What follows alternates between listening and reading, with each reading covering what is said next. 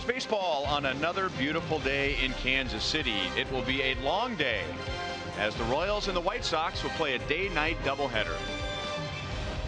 Hi, everyone. Welcome back to the ballpark with Rex Hudler. I'm Ryan Lefevre.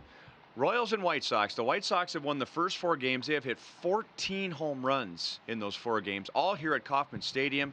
And leading the way is a guy who's becoming a national name, Matt Davidson. It's been very impressive. I mean, we know he's the opponent. We know he's on the White Sox, but you have to admire what he's done. It's incredible. He's raking the Royals 7 home runs and 15 at-bats here at the K. This stadium is not like their home stadium at U.S. Cellular. It's not a launching pad. You really have to hit him to get him out of here. Opposite field pull shots. Give him the credit. He's hot here at the K. Our Kubota power stats for Matt Davidson. We'll talk Jorge Soler when we come back, who's getting a chance to show the Royals what he can do being an everyday player.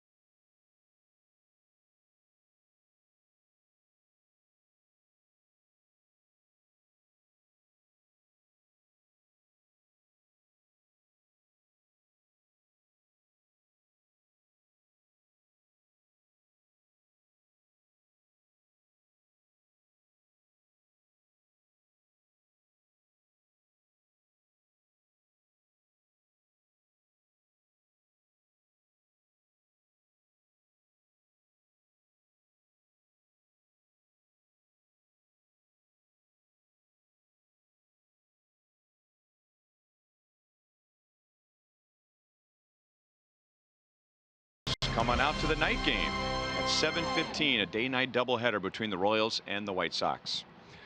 It was a lost year for Jorge Soler last year. Number one, he's coming in a trade for Wade Davis, who helped the Royals to 2 World Series. And then he started the season on the disabled list with an oblique injury. And from that point on, he just really couldn't get things going. No, and so you know what? He goes home in the offseason. He says, you know what? That was terrible. I'm embarrassed. Even though that happens in baseball, it's hard to be on top of the mountain all the time. But he did something about it, and he's coming back with a vengeance this year. So far, so good. Now they'd like to see him hit for a little more power, but that will come, especially as you get those lousy singles. His average is coming up. But probably the most impressive thing that Soler is doing is he's getting on base. He leads the team in walks at on-base percentage 500. That's exactly what they want. Now they can just get somebody to drive him in. He'll score a lot more runs. We're going to see a big league debut today. Joel and Monty are coming up to talk about Trevor Oakes, who came over to the Royals in a trade this offseason.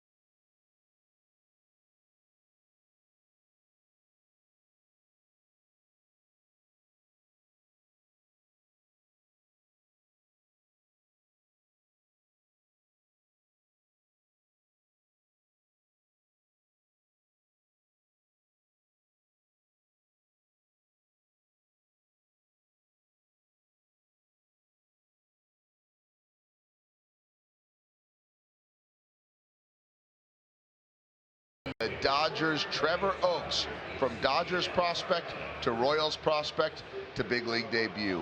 Welcome into left field, Joel Goldberg, Royals Hall of Famer Jeff Montgomery.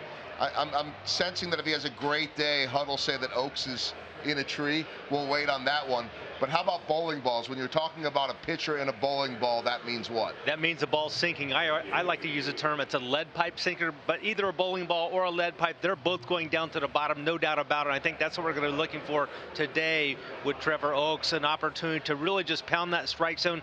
Don't worry about the corners as much. As long as you're down in the zone, you will have great results. And I know he likes to attack hitters. He's got a little cutter and change up to go along with it, but more than anything, he's going to be sinking his fastball. And if he is doing that, should be efficient. Went 91 pitches in his last AAA start a week ago. He will be going up against Carson Fulmer, a battle of young right-handers in this one. First of two, and then it's Eric Skoglund in the nightcap. But first order of business, game one.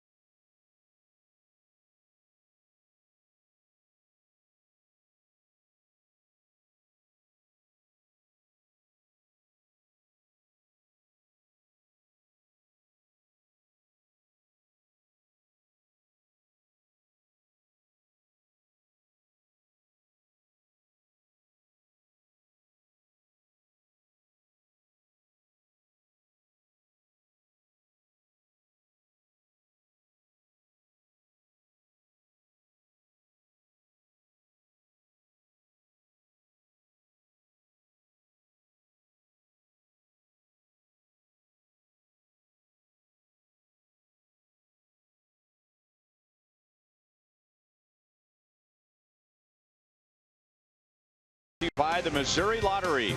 Every ticket played gives back to Missouri schools. So play it forward with the Missouri Lottery. And by Chevrolet, the most awarded and fastest growing brand the last 4 years overall. Find yours at your Kansas City area Chevy dealers. The last time a team played 3 doubleheaders in April was 36 years ago. And now the Royals will add themselves to that list. They will play 2 against the White Sox today. The first pitch of game 1 is next.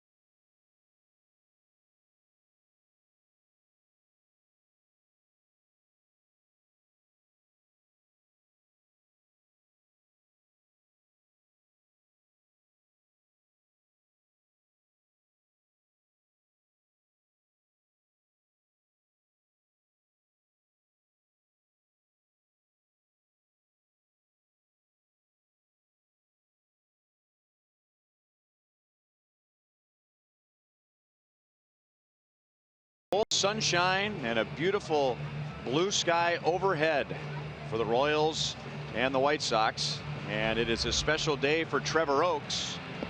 This is the 85th time he has taken the mound as a professional, but the first time as a major leaguer, as he will make his debut on April 28th against the Chicago White Sox. Yes, all the best to him on a beautiful day here, game one. Go after him. He's got a great power sinker. You know, just challenges. Stay underneath their bats.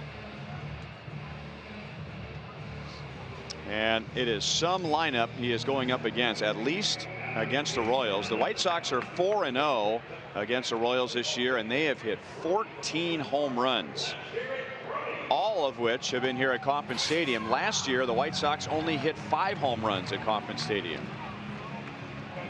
Our forward around the horn, Royals defense. Alex Gordon in left field. What kind of catch is he going to make today? John J. Soler in right field. Dude at first. Merrifield second. Escobar shortstop. He can pick it. Moose is anchor in third base. Drew Butera gets the start in game one. I'm sure we'll see Salvi in game two. Usually don't let the catcher catch both games of a doubleheader, although it has been done.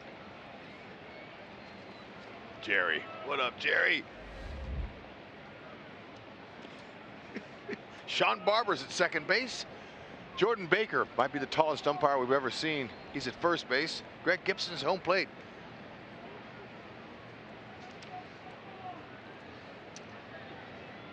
Well, if Trevor hasn't waited long enough to make his first big league pitch, he's waiting until the clock turns 1:15. And now he can wind and throw a strike to Yoan Moncada. One pitch and one out for Trevor Oakes. Fantastic. Look at the smile he's got. All right. He said there's nothing to pitching in the big leagues here. Are you kidding me? Look at the parents. They're all digging it. All the family. All right. Special moment.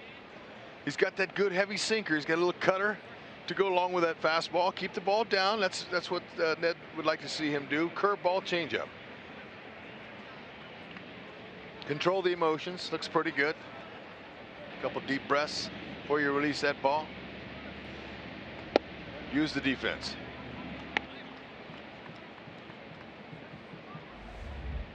1-0 on Yolmer Sanchez. Trevor Oakes is 25 years old. He was drafted by the Dodgers 4 years ago out of Cal Baptist. 3-0 on Sanchez. He started his college career at Biola University in California, where he was a teammate of Josh Stamont.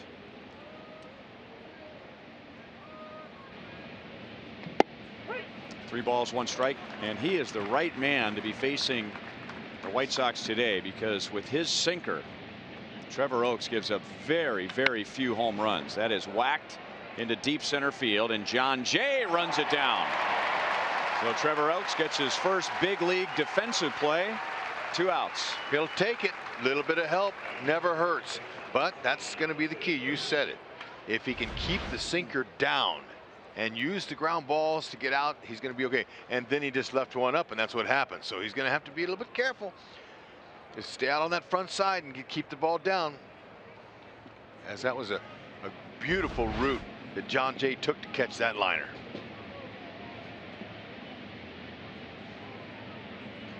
So Jose Abreu with 2 down. Why not? Abreu has no idea what Trevor Oakes throws, so you know, Hud, I've been advocating for this for years. Just throw one up against the screen and make a veteran hitter think, uh-oh. Yeah. Yep. Nothing wrong with that one.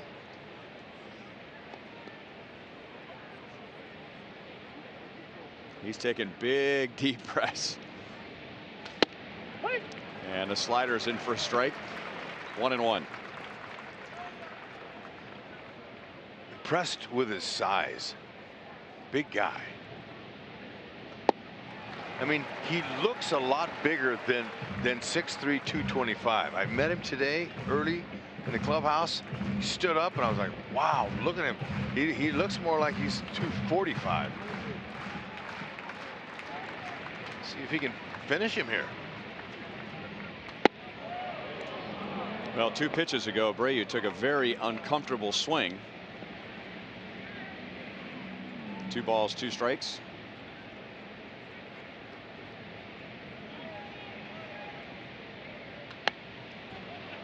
This year at Omaha, Trevor Oakes made 4 starts. He pitched 23 1/3 innings and did not give up 1 home run. In his last 3 starts, his ERA was 2.37, and the Pacific Coast League was hitting under 180 against him. 3-2. He's got nice fluid delivery. Quick windup. Fast arm swing.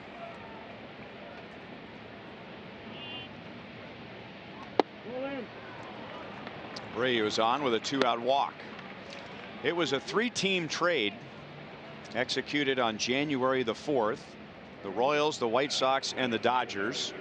The Royals got Trevor Oakes and an infielder, Eric Mejia, from LA. The Dodgers got Scott Alexander from the Royals and a pitcher, Jake Peter, from Chicago.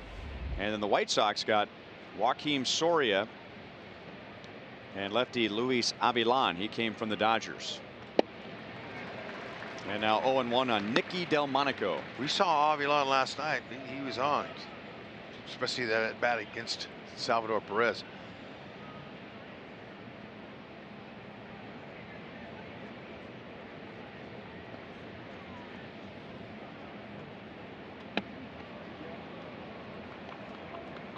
One ball, 1 strike.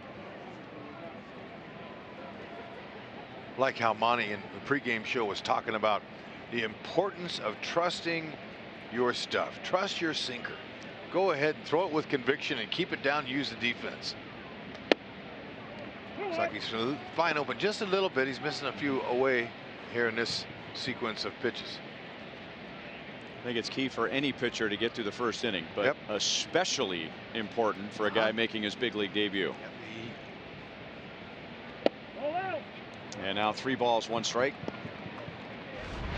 Let's check him out. A nice delivery. Wants to finish out in front and go right through the ball and stay on top. Work the bottom of the zone, right there where Drew's putting his glove, right there. That pitch right there really showed you what his sinker can do. And that was a fastball with movement that looked like a splitter.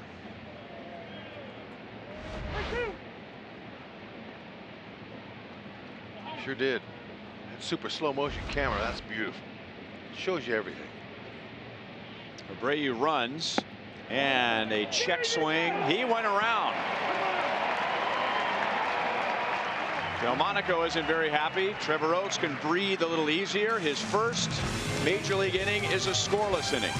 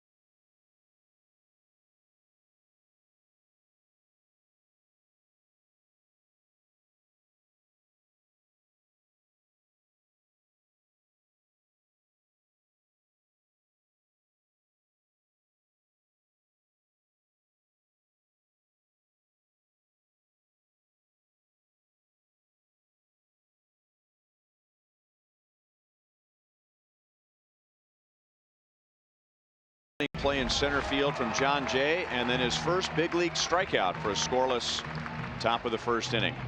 Ned Yost is going to go with the same lineup, the same configuration as he had last night, with John Jay batting 6th, Whit Merrifield leading off. Drew Butera will catch the first game of the doubleheader, so Salvador Perez will be the designated hitter, and the Royals will face right-hander Carson Fulmer, who at times has had the same problem that Reynaldo Lopez and Lucas Giolito have had.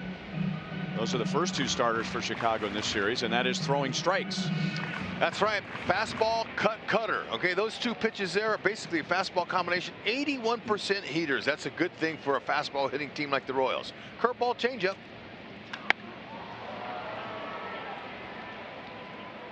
That's Larry Garcia in center field. He'll make a 2-hand grab.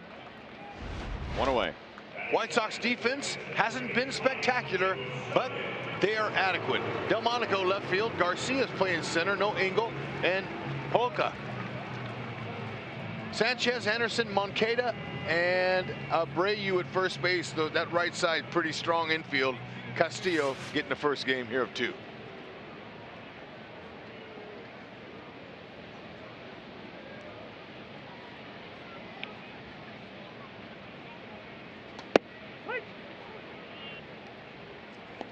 One strike on Mike Moustakas, who hit his 8th home run in the first inning last night. An impressive home run to the opposite field in the water.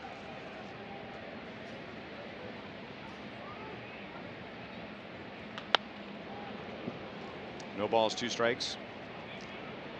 And Moustakas didn't hit his first home run until April 9th in our Kia Drive to Success. And then since that first home run, he actually has more home runs than anybody else. Yeah, I'll tell you what, he's aggressive early in counts, and I know pitchers know that. They got to get ahead, but they're very careful. I mean, they're trying to keep it down on Moose, although Moose, in hitting off-speed pitches this year down in the zone, has been dangerous. He has the ability to go down, lower that back leg a little bit, get some leverage, stay level to the swing, and crush him. Swing rate, 2nd highest in the majors. He's up there hacking.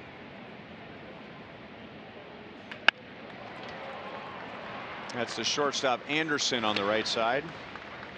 So that's 6-3 and 2 down.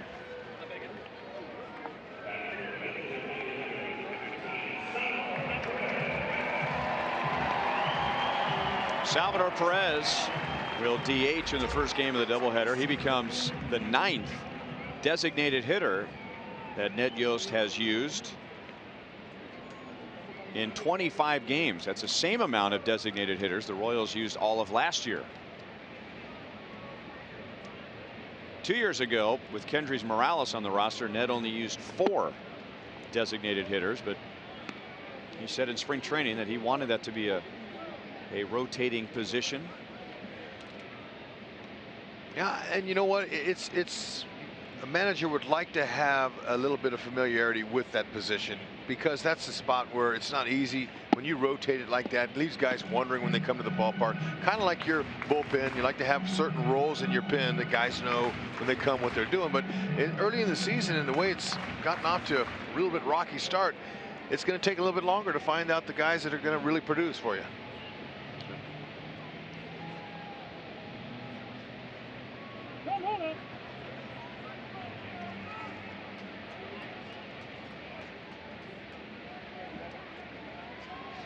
Unless you have a prototypical DH like you mentioned, Morales.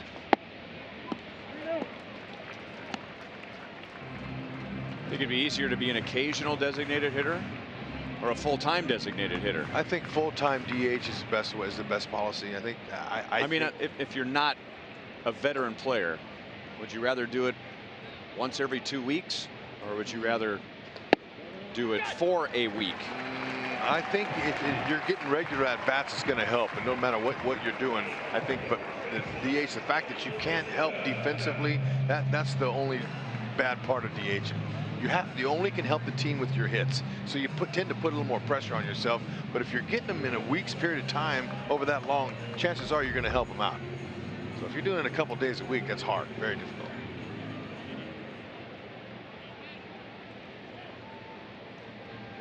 Lucas Duda with a runner at first, 2 down.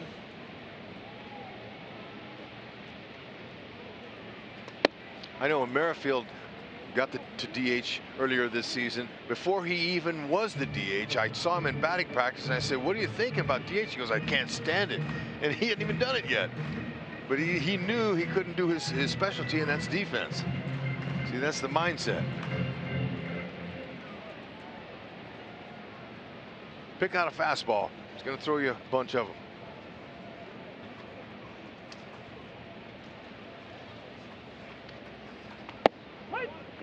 At the knees.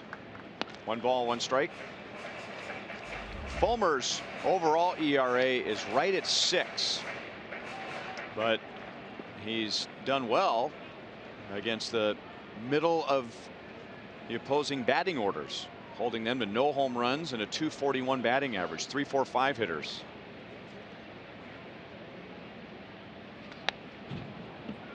One and 2 on Duda. Good rip. That was right in the middle.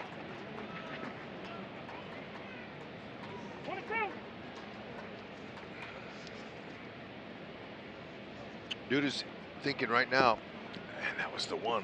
Hope I get that one again. But down 1 and 2, likely not. Changeup's been used just 15% of the time, but that usually goes down and away, and maybe they'll call it here. He's going to try to stay in. Poked out to left field. That's down. So with 2 outs, the Royals get a walk and a single.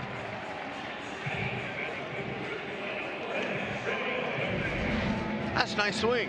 He wanted it in, but see how much that ball missed, a 1.5 foot. Stayed on the outside, and not a badly located pitch. Duda went with it, act like he knew it was going to be out there.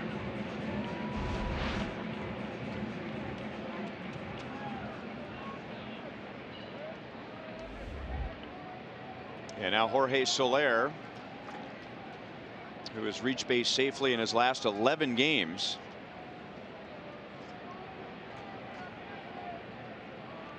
He has 4 hits and 2 walks in this series.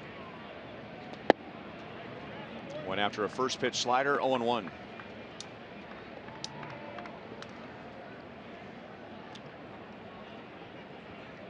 Runner in scoring position. Oh, that's been a little bit of a tough spot for the offense so far this year. He's hitting 180 as a team.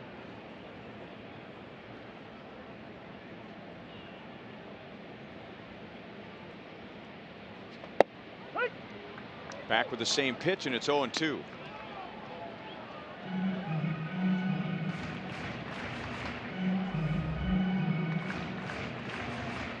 And they've really struggled over their last 10. Interesting, this is about where the Royals were after 24 games last year. They were hitting 182 with runners in scoring position. Yeah. Another slow start offensively. Got to have the key hits.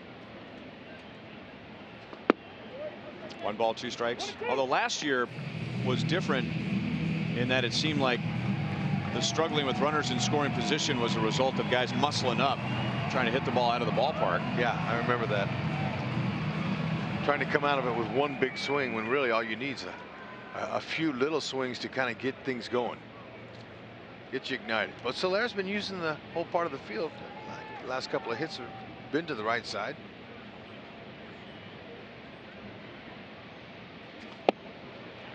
Almost got him on the knee. 2-2. Fulmer, he's quick coming out of that stretch position.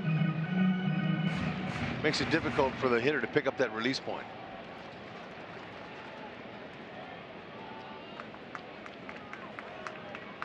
Look for that heater. 16 of the 18 pitches he's thrown been fastballs or the cutter. Cutter variates just a little bit off it, breaks about 1 or 2 inches to the glove side. Soler lost a bat, and a foul ball goes in and out of the dugout suite.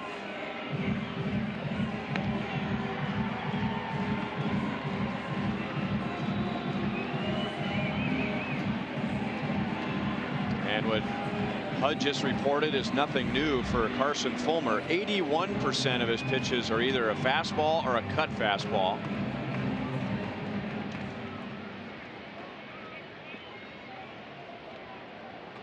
Second lowest percentage of off-speed pitches. And you know, he's confident the way he can locate, obviously, by using that. If he's in the middle all the time, he wouldn't be using that as much. He'd be going to a secondary pitch. Change up and a very few curves.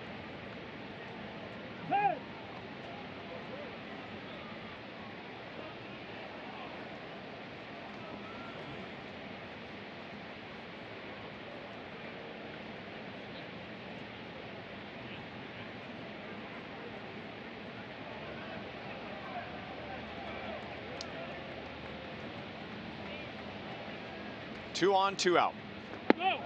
3 balls, 2 strikes. So another full count for Soler.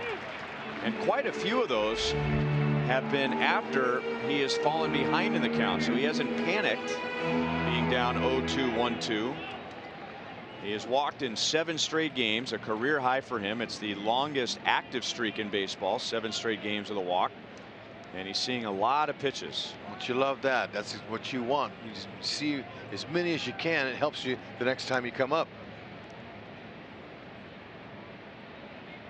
There go the runners, and Soler pulls it foul. Okay, like to see this. Anything close, you want to be swinging. With John Jay in the on-deck circle having just 4 RBIs, Soler only has 5. He wants to pick them up here. Anything close, the ball doesn't have to be in the middle of the plate to hit it. You can hit balls that are 2-3 inches up or down or off the plate, but you had some mindset. Try to stay away from the one in the dirt for sure, but look to be swinging here, especially to help your ball club early. Give the young kid Oaks a lead. Don't take it looking. Yeah, that was not hittable. There you go. Now it's up to Jay to do the job and not overswing and not swing out of your zone. Put something in play. The first visit from pitching coach Don Cooper. The inning began with a fly out to center and a ground out to the shortstop. But then Fulmer, who's had trouble throwing strikes, walked Salvi on 4 straight. Duda had a bloop single to left, and now Soler takes a walk. And for Fulmer, that's 12 walks in 18 2/3 innings. And we brought it up before.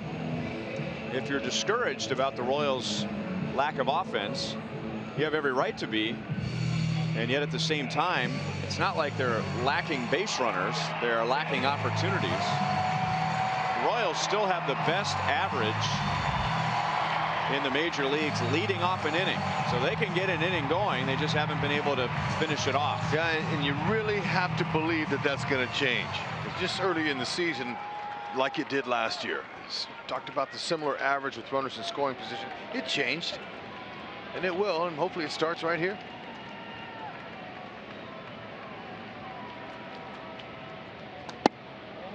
Outside on John Jay.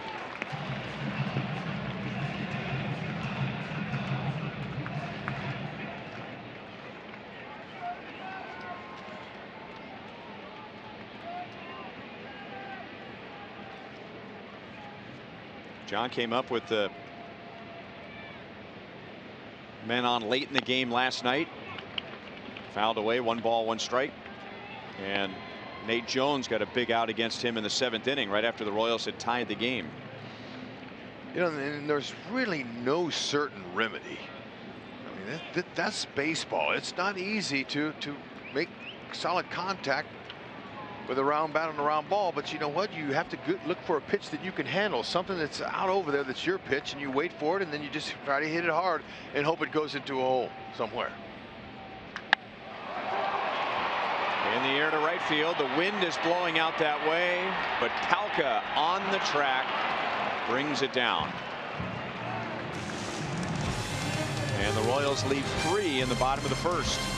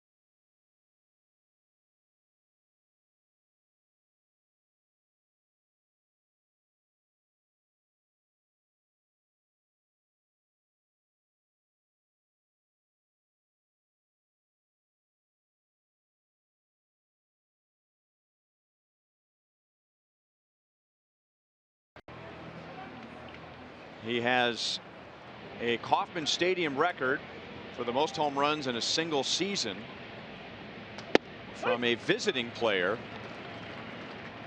and he did that in 4 games. He also has a major league record for home runs in a visiting ballpark before May 1st. Trevor Oakes with his sinker has no problem with Davidson. He gets a ground ball to shortstop. 1 down. Let's go down to Joel. Well, a little bit more about Trevor Oakes. First off, having a chance to have met him at FanFest and in spring training, very likable guy. I was impressed, though, with the way he walked out to warm up with Cal Eldred today. Big smile, chatting all the way. You'd never think this was his first big league game. Very relaxed out there. He is known as a very high character and intelligent guy. Interesting looking at an interview from a few years ago, guys. He was talking about being in that stacked Dodgers system where they had so many pitching prospects. And he said, look, I'd love to pitch for the Dodgers one day, but there are 29 other teams that could be interested. And in talking with Royals Vice President and Assistant GM J.J. Piccolo this morning, J.J. said that we had a long history of scouting reports on him, and he has been a guy for the last 2 off seasons that we have wanted to acquire. They acquired him, and here he is now making his big league debut. Nice.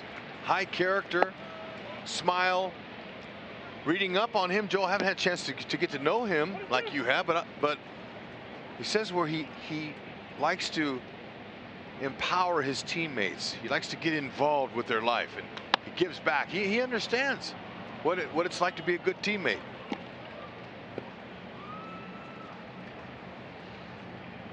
One and 2 on Wellington Castillo.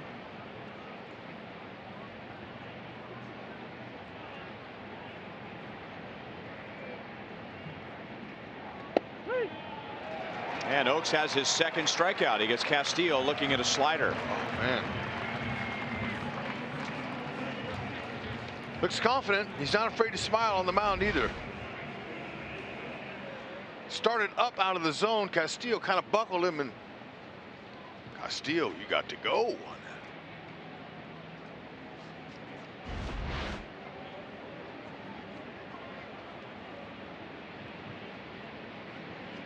Daniel Palka takes outside.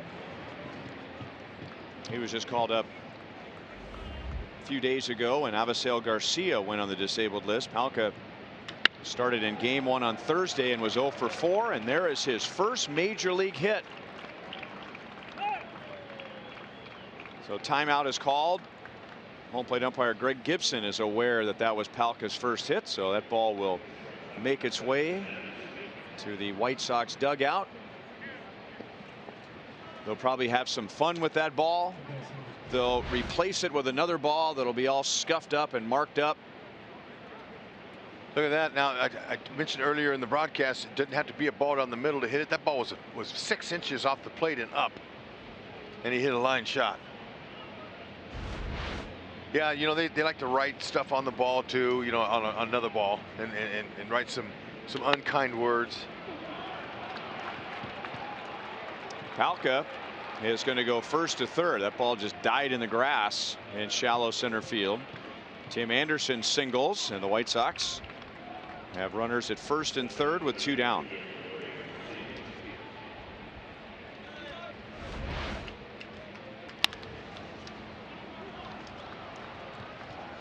Face a sinker baller. You're going to hit a lot of balls on the ground because you hit the top half. You just hope to find a hole like that one.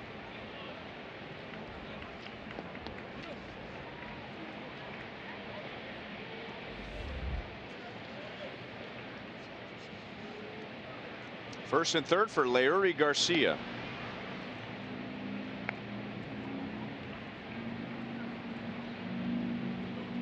He was in a deep slump going into last night's game, and then in his first at bat hit an RBI triple and finished the game with 3 hits and 2 driven in. And he goes the other way, so the White Sox come through with 2 outs. Anderson fell rounding second base, so he'll stop there, but with 2 outs and nobody on, the White Sox get 3 straight singles and take a 1-0 lead. And that hit to the opposite field there was by Garcia was Rare hit with a runner in scoring position. 85 was up, sinker was up and hittable. Good short compact swing, level swing. Was able to deliver that 6th RBI by Leury Garcia. Now the team overall, they've been struggling too. The White Sox, they're hitting just 198 coming in. That hit might get them over the 200 mark, but they haven't exactly been tearing the cover off the ball either. Oaks just wants to concentrate on down, finish the inning.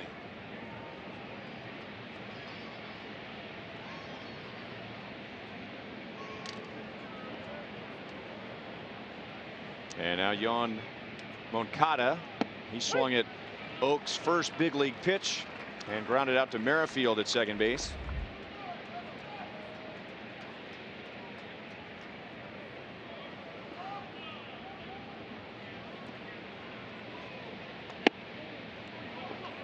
One ball, one strike.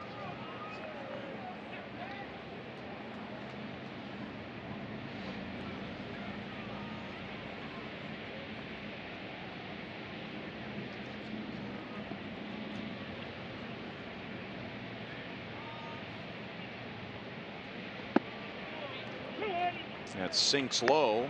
2-1.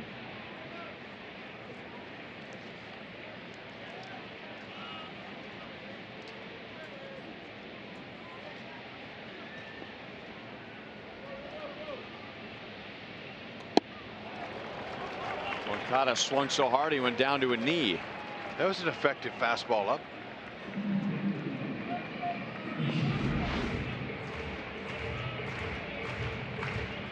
That's the pitch that's up just enough.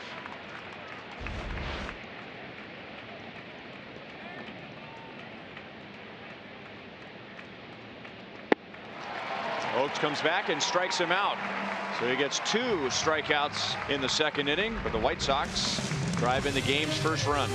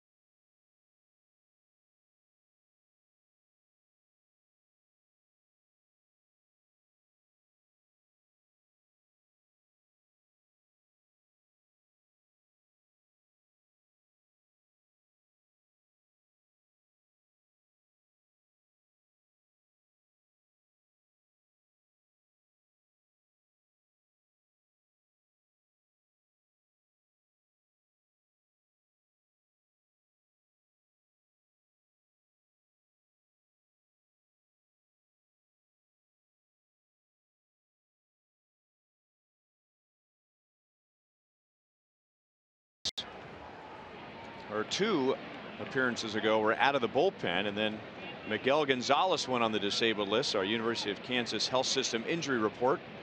He has some inflammation in his right shoulder and was really struggling in his 3 starts. His ERA was over 12. White Sox have been waiting on Carson Fulmer. He was their first-round pick in 2015 out of Vanderbilt. Got to the big leagues the very next year. Sanchez throws out Escobar, and there's 1 down. Tonight, Fox Sports Kansas City will bring you both the Royals White Sox and Sporting KC's match with the New England Revolution. The Royals game will be here on Fox Sports Kansas City. Coverage will begin at 6:30. Sporting KC will be on Fox Sports Kansas City Plus, and that coverage begins at 6 o'clock. Both games are also streaming on Fox Sports Go. Oh, did you see Leury Garcia in center field? He was playing Alex Gordon to left center, and he took off running to right center. That's what startled Alex, and he had to call timeout. As he's got a view, he's looking at the center field. Watch the center fielder. Watch him take off here. Now, see, he runs all the way to the other side. Alex said, hey, timeout. Wait a minute. Whoa, whoa, whoa. I don't like anything moving back there, trying to pick up that baseball.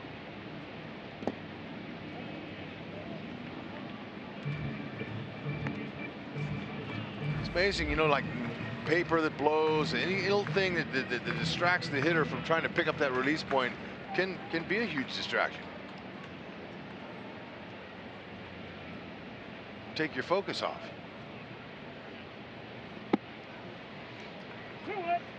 Two and one on Alex.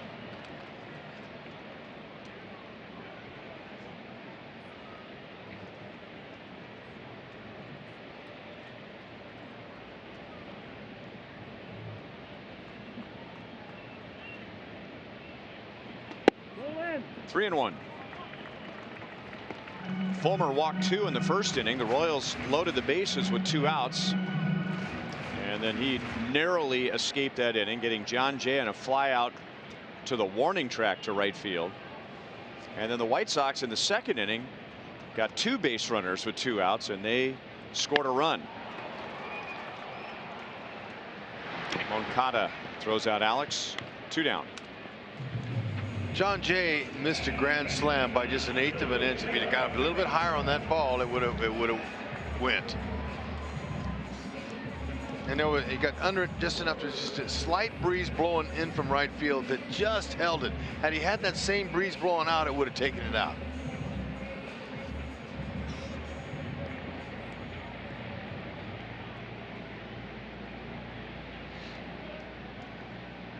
And now Drew Butera with 2 down.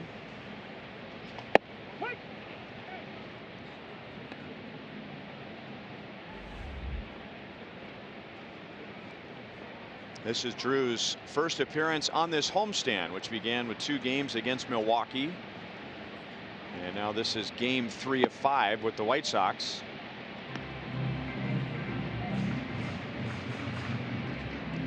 One and one.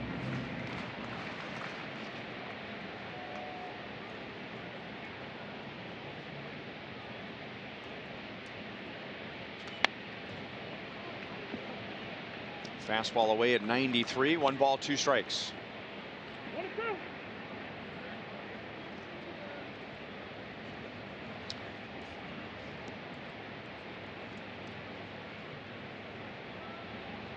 Fulmer, watch how fast once he gets into his delivery, he really is quick.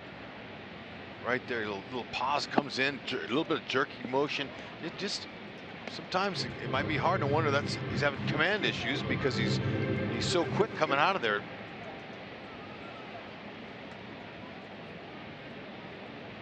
So much going on. I'm real slow to start. Ooh. There's the cutter.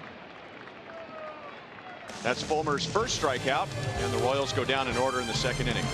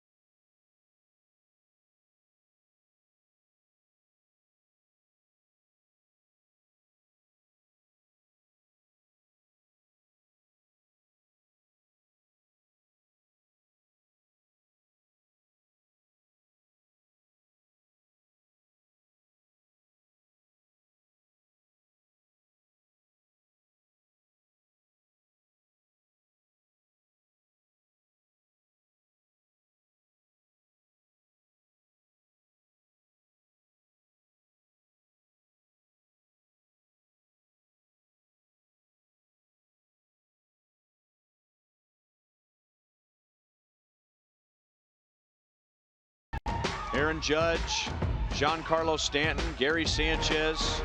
How about Didi Gregorius? That is his 10th home run for the Yankees.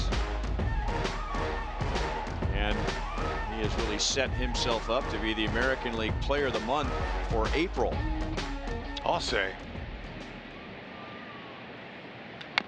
Yeah, I don't think they expected him to be a power hitter or any kind of a hitter at all. They just wanted him to field his position after filling in for the great Derek Jeter. But look at those rankings offensively. Man, impressive. And those balls I'm seeing him hit in Yankee Stadium, those homers, those aren't just scraping the back of the wall in Yankee Stadium homers. Those are upper tank shots he's going. So he's finding it. And sometimes a young guy will turn into a veteran player. He matures, he figures out what pitches he can handle and gets the confidence going. And watch out. That's what he's doing. He's riding a wave. Off of Witt's glove. And Yolmer Sanchez, who lined out to deep center field in his first at bat, is on to begin the third. Change up stayed up, and that's a hittable pitch. See how Sanchez hit the top of the ball. Whitley timed it perfect, but just a little bit over his glove.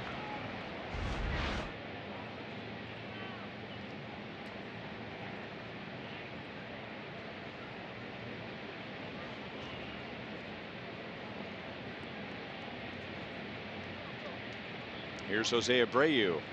He walked his first time up and took a couple of uncomfortable swings as Trevor Oaks, a pitch got away from him and it sailed over Abreu's head and up into the screen.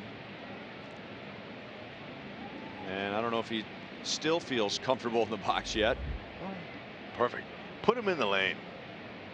He's already grounded into 6 double plays. Abreu. Make it 7. It won't happen. Look at that read.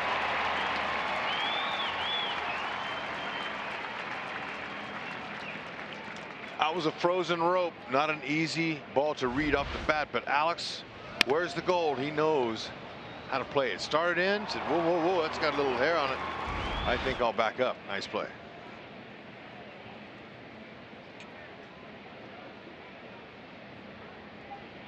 Oaks has given up 4 hits, all singles. He has struck out 3 and walked 1. And his first big league strikeout was against Nicky Delmonico. He got him on a check swing to end the first inning. Delmonico thought it was ball 4, and that would have put 2 on for Matt Davidson. But on appeal, the third base umpire Jerry Lane ruled that Delmonico went around, which extends a slump for Delmonico over his last 6 games. But Joe McEwing, who's filling in for White Sox manager Rick Renteria, still put Delmonico in the number 4 spot today. Makes you feel good that your manager thinks that much of you. Rick Renteria's mother, Angela, passed away 2 days ago. She was 91 years old.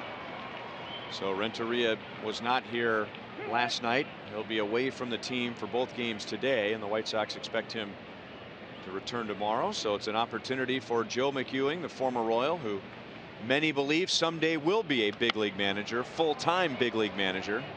Fully qualified. He's worn a lot of hats already in his coaching career. And you know, good for Renteria to have his mom for that many years.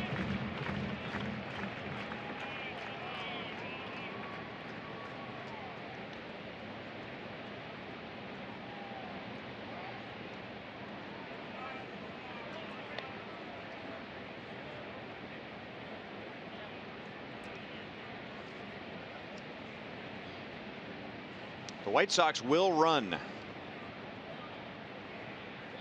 They have not stolen a base yet in this series, but they lead the American League with 23.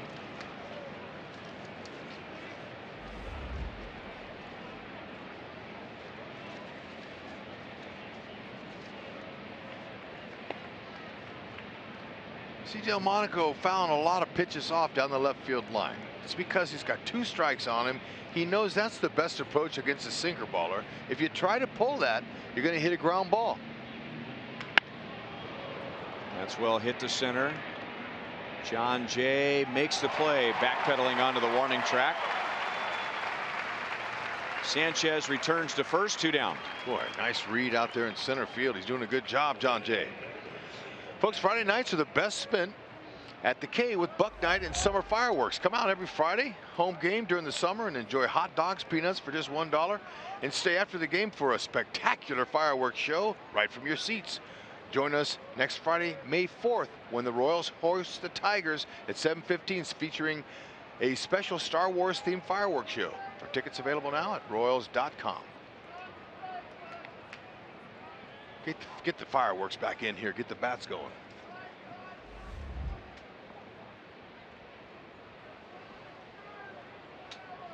Davidson got jammed and grounded out to Escobar in the 2nd inning.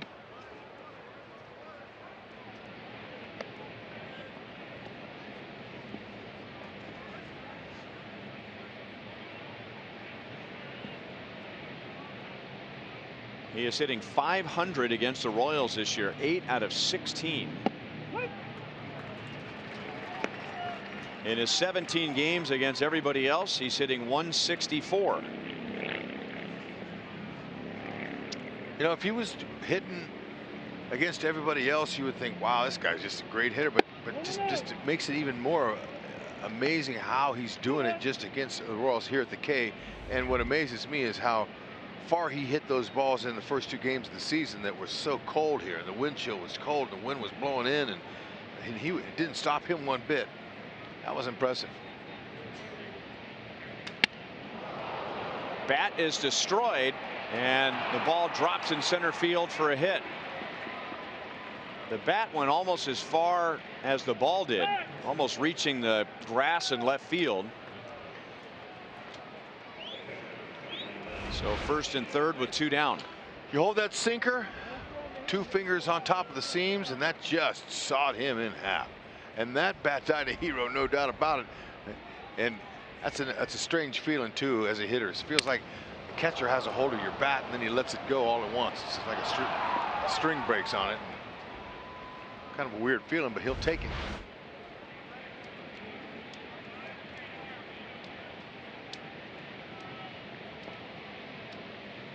Wellington Castillo with 2 down. He took a called 3rd strike on a slider in the 2nd inning.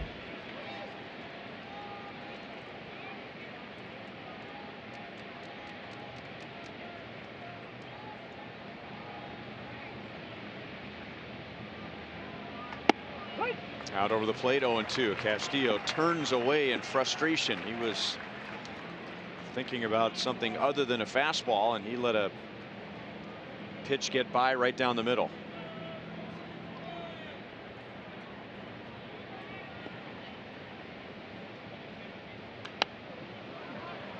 Still 0-2.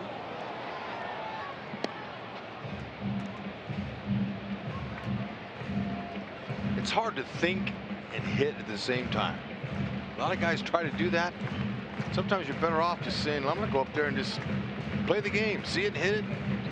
Not trying to think about sequences, what the count is, what he's trying to do to me.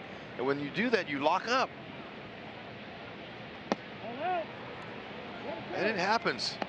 The game's played every day, and you have so many at-bats each day, and they pile up and pile up and pile up, and sometimes paralysis by analysis can really hurt you. Keep it simple.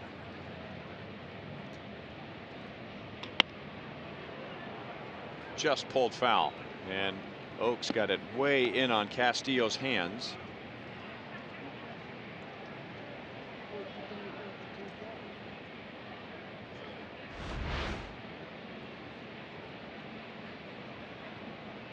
Lucky didn't break his bat. Got in on the label.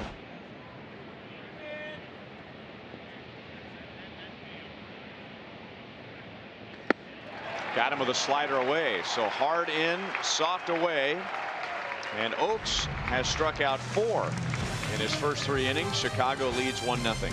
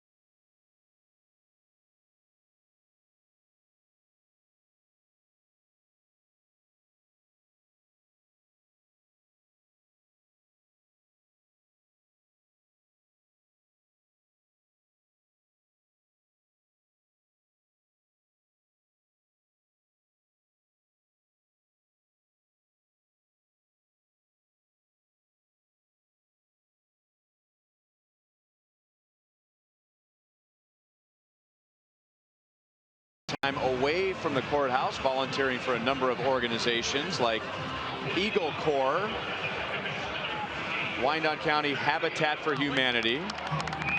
He led a church project in Guatemala last year and also chaired the special prom for special students in the Kansas City, Kansas School District.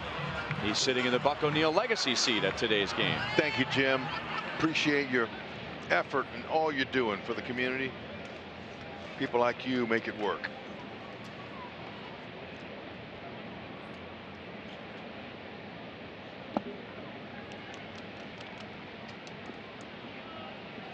Witt flied out to center field in the first inning.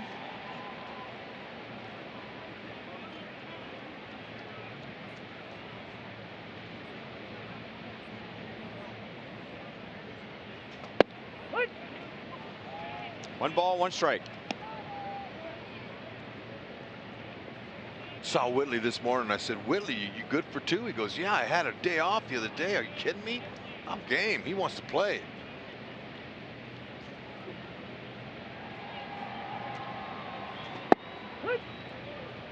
Got the call. 1-2 on Witt.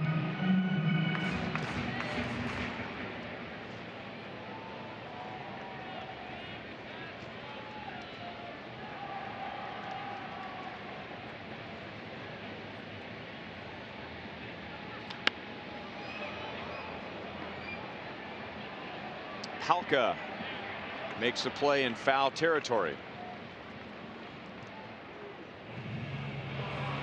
Fox Sports Kansas City, Cox Communications, 580 WIBW and FM News 104.9 are bringing Topeka's best fans to Kauffman Stadium on the Raised Royal Fan Express. That's May 5th. More information, go to royals.com/Fan Express.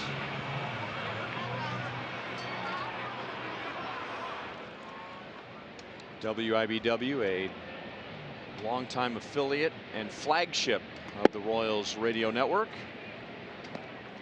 That's where Don Free, our longtime and now retired producer engineer, was working before coming to the Royals. That's where Fred White was working before he came to the Royals. And Steve Fiziak spent part of his career at WIBW. I thought, how about that and guy Swanee, right there? Ron Swan. He's a cameraman back then too. Yeah, Swanee used to shoot the news for the TV side of WIBW, and Fizz was the sports anchor. So they go way back. That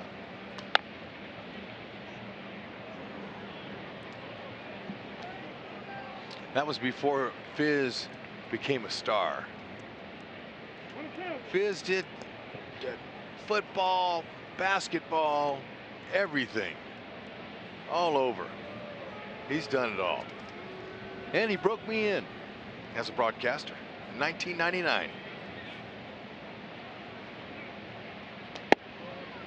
Tell you how humble Fizz is. First couple of days on the job, I didn't have a clue, and some would argue I don't have a clue now, but he said, my job is to make you a star. And I went, what? That ain't gonna happen. But it made me feel good about him and where he was. And he was already an established broadcaster, but he was so humble. And we lost. And now look at you. You've got a star on the Hollywood Walk of Fame, all because of Fizz. That is not the truth. You don't? No. Oh. Fizz would have one on there before I would.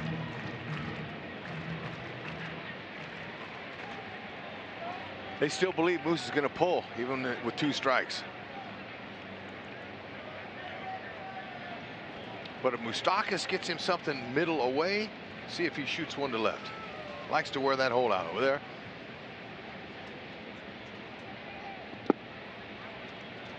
Three and two. That's right. He's a lot of people's man.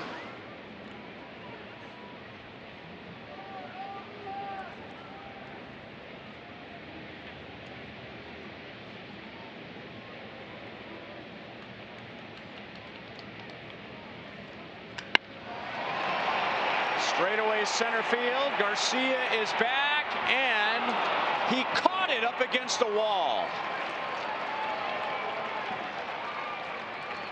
Man, you can't catch a ball like that. Ah, that ball sounded like it was crushed. It was, obviously, to hit it on the line at 410 feet. Man, to be able to track it with the sun and everything, he turned the wrong way, but then he turns back around and catches it right off the wall. That was really nice play. I mean, that's so hard to do. Made it look easy.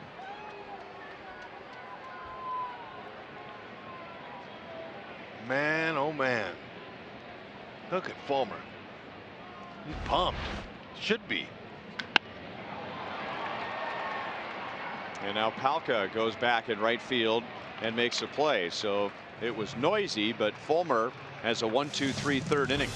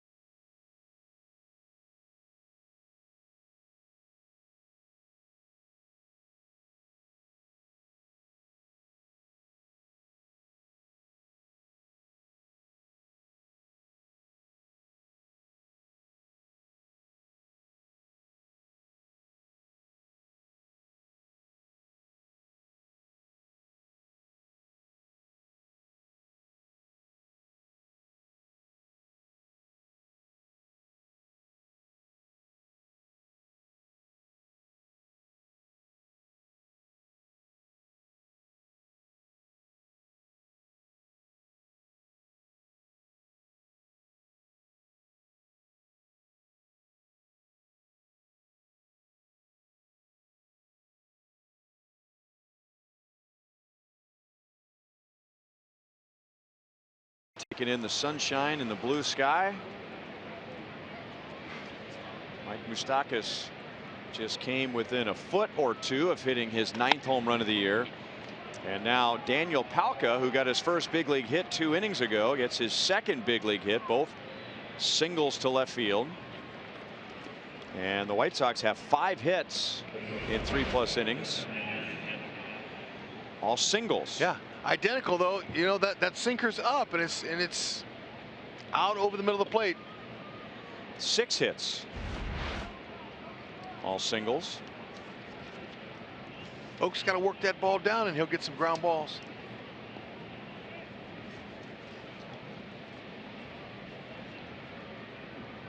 Tim Anderson has one of those 6 base hits. He singled to center field back in the 2nd inning.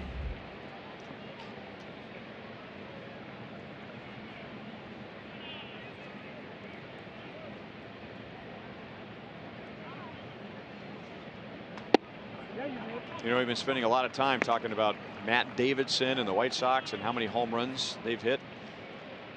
Tim Anderson hit 2 home runs here on opening day. And the most startling statistic for me was that he became the first White Sox shortstop to hit a home run on opening day. Now think about that. Wow. They started, what, in 1901? Come on. And it took all the way until 2018 for a shortstop to hit a home run on opening day. You mean one dog didn't do that? Well, he wasn't a shortstop, Bud. I thought leadoff hitter. I'm sorry. I thought it was leadoff hitter. And Guillen had some pop. That is amazing. Larry Garcia drove in the White Sox run with a single to left in the second inning.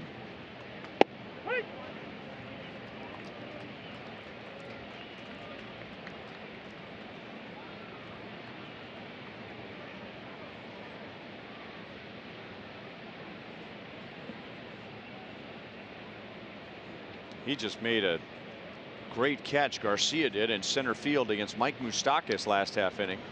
Oh man, the degree of difficulty, I can't tell you on that. I mean, you know, with the sun the way it is today, how tough it is to look up. I mean, the ball was barreled. Watch him, he turned the wrong way, but that's how you turn back. You keep your face to the walls, you turn the other way. I mean, he's able to focus, take the crash on the wall.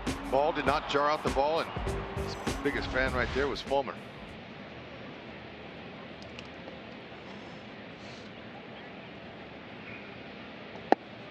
Drew got crossed up on that pitch, but it was still a strike.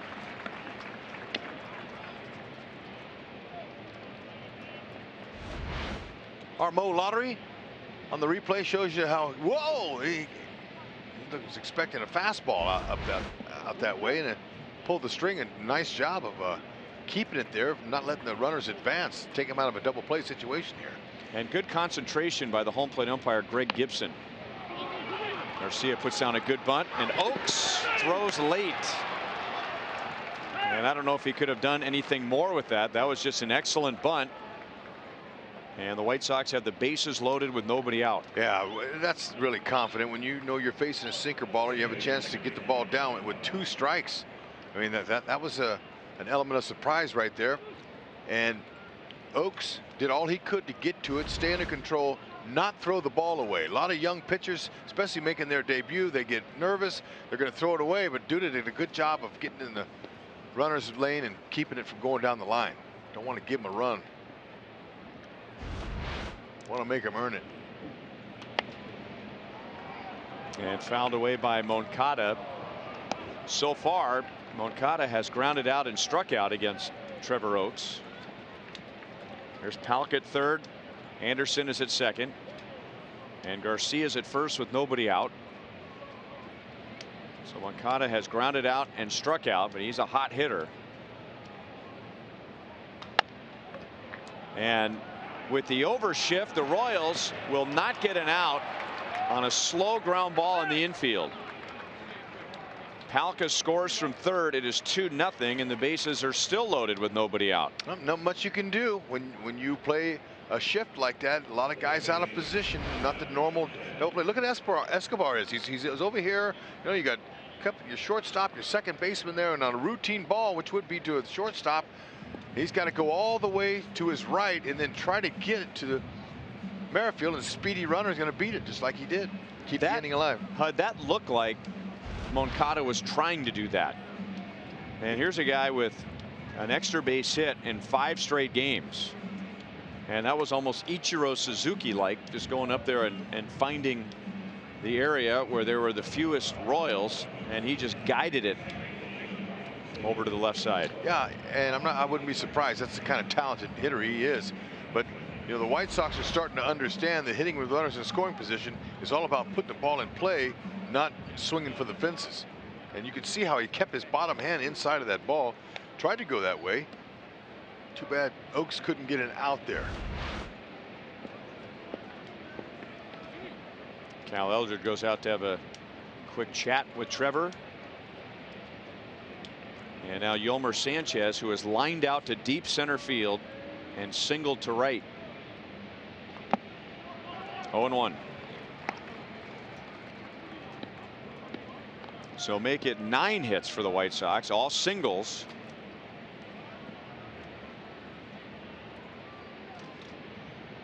Sanchez is at the plate. Jose Abreu is on deck. Good slider in. 0-2.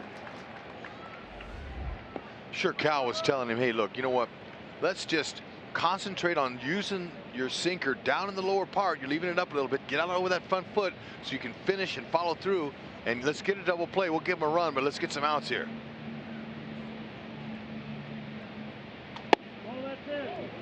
1 ball, 2 strikes.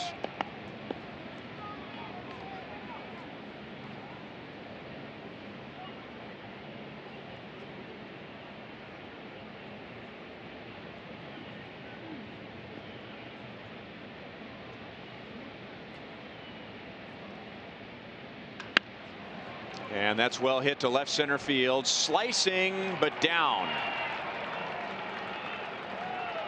Here comes Moncada around third. The play goes to third. The Royals get an out. But Sanchez drives in 3 and may have hurt himself sliding hard into third base. And Chicago leads 5-0. So 9 singles followed by a 3-run double. Elevation has been a problem for Oaks so far, and when it's up, it's a little bit easier for the hitter to put a bat on it. And you can see that foot, that leading foot, when it goes over the base like that, it'll catch a spike. Watch how the spike catches and tweaks it, but fortunately it didn't look like they had to carry him off or anything, so hopefully he'll be able to make it back out there. But a good swing, hit it right where it was pitched.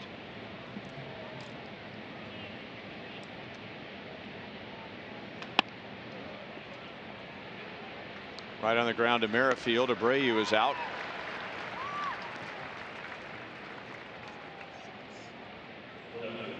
That play for the first out went Gordon, Escobar, Moustakas, 7-6-5. And now 2 down, nobody on to Nicky Delmonico.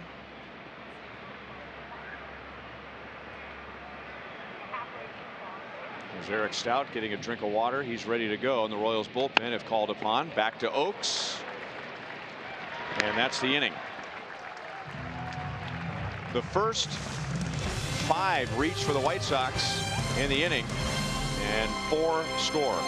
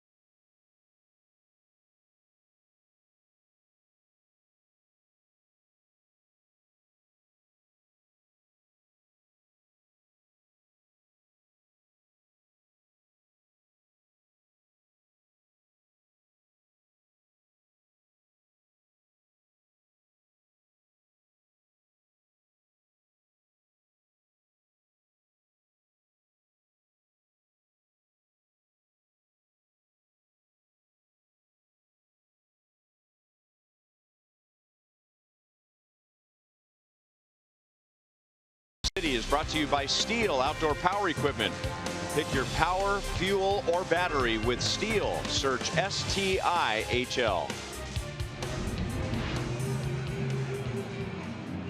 Brought it up earlier in the series that the White Sox, like the Royals, have had their trouble scoring runs and getting hits with runners in scoring position, but not Yolmer Sanchez. He's done well in that area. So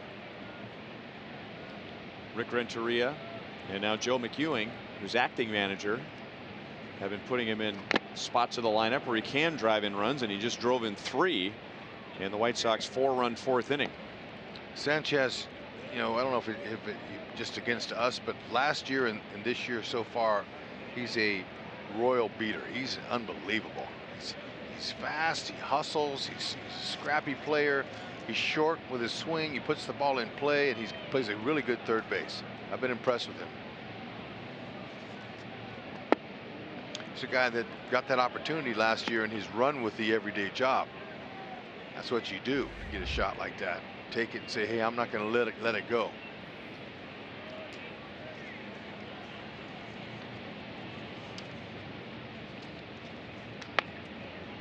So we'll see how Carson Fulmer pitches with a big lead. With 2 outs in the first inning, Fulmer walked 2 and gave up a single, and the Royals loaded the bases, and John Jay hit a fly ball to the middle of the warning track in right field. So Fulmer's lucky he didn't give up a grand slam, and since then he has set down 7 in a row.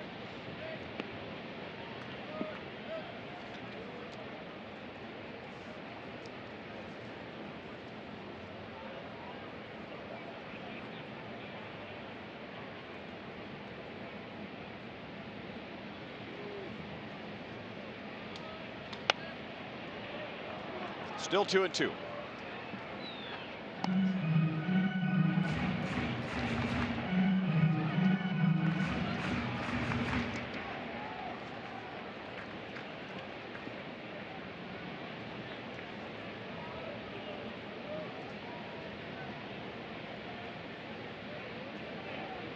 Castillo calls for a changeup, and it's in the dirt. 3 balls and 2 strikes.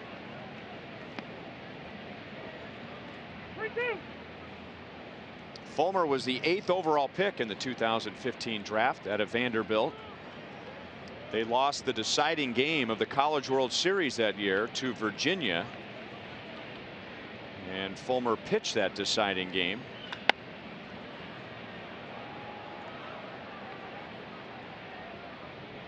You talk about players who don't want to come out of a game. You know, they want to stay in there and continue to compete. Yep. One of the stories from that championship game, he gave up 1 run in 5 1/3 innings, and his head coach Tim Corbin came out to remove him in the game in the 6th inning, and he didn't want to come out. He turned his back on his head coach. Ooh. The reliever was already jogging in from the bullpen, so they settled for Fulmer handing the ball to the reliever, not to his coach.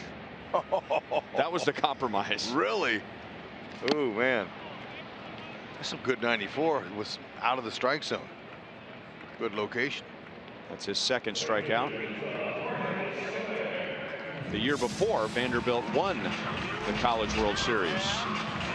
Join fellow Star Wars enthusiasts on Friday, May 4th, when the Royals host the Tigers. Purchase your theme ticket in order to receive a custom Sal Solo bobblehead and bring the whole family to the cage dressed as their favorite characters. Seats are limited. Royals.com/theme tickets.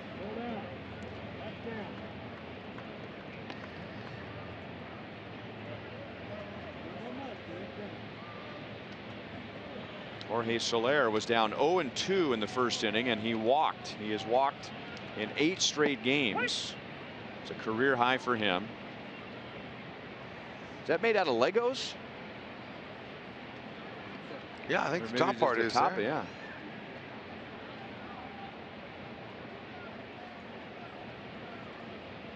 R2-D2. Yeah. I remember my mom took me to see Star Wars in Hollywood whenever it came out. I was 6 or 7 years old on a big screen. This is before all the IMAX theaters, and there was this, I forget the name of it, but it was in Hollywood, had a huge screen. Still remember it. And there was, I mean, there was no movie and special effects even close to it when it came out. I mean, it was just like, people were just mesmerized. Yeah, I mean, real life. people would go see Star Wars like 100 times. Huh. They just go over and over again.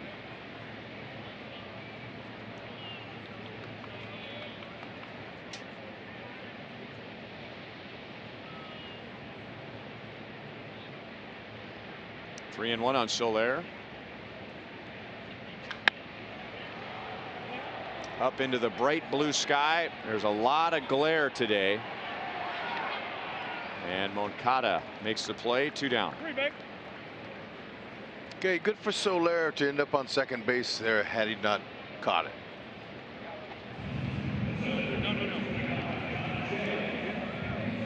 Because you never know.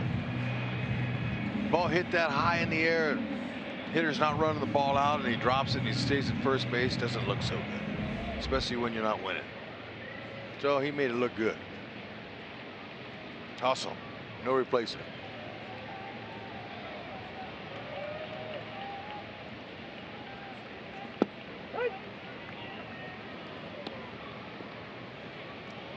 Biggest pitch right now for Fulmer was to John Jay. with 2 outs and the bases loaded in the first inning, and John flied to the middle of the warning track in right field. 1 ball, 1 strike. Launch angle. Here's a catch that he made. Whoa, man. In the first inning against Yolmer Sanchez. Otherwise, Sanchez would have 3 hits today, 2 extra base hits.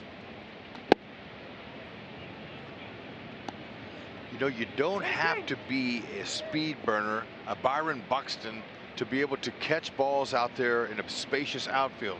If you can take good reads, get good jumps on balls, and take the perfect route, you don't need the speed.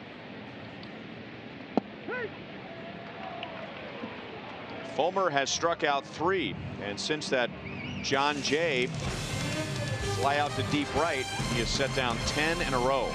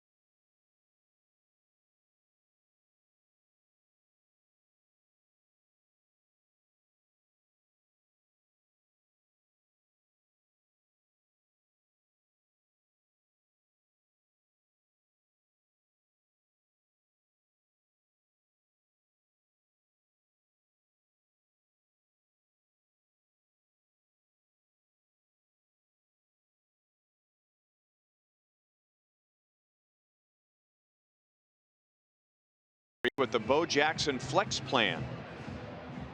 16 ticket vouchers in honor of his number to use during the remainder of the season. Download the MLB Ballpark app to pick and choose which remaining games you want to attend. For more information, go to Royals.com/Bo.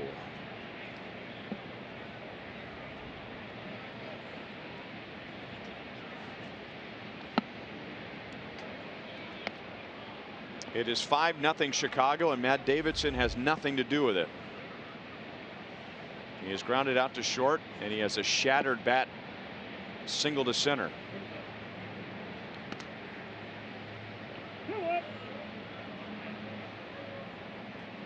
The White Sox big hit was a 3-run double from Yolmer Sanchez. That's the only extra base hit the White Sox have, and there's another broken bat hit for Davidson. So he's 2 for 3 today, and 10 for 18 this year against the Royals. Well, I guess if there's a positive, they're keeping him in the park. That sinker's, you know, in his hands, strong enough to get it over the infielders.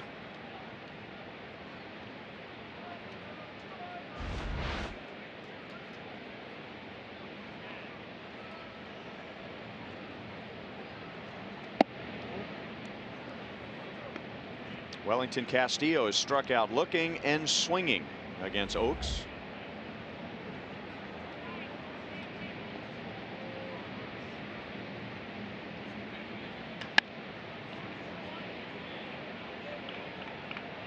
One and one.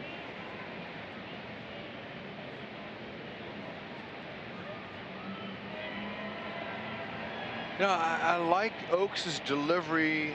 I like his tempo. You know, and I believe he has the right mound presence, but he's just elevated his sinker. His sinker was not down in the zone like they were hoping it would be, and it leaves it up. It's a little bit easier to put into play in the air.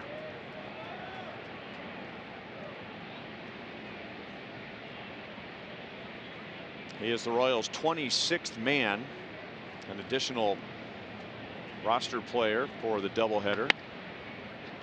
Moustakas to second one. Double play.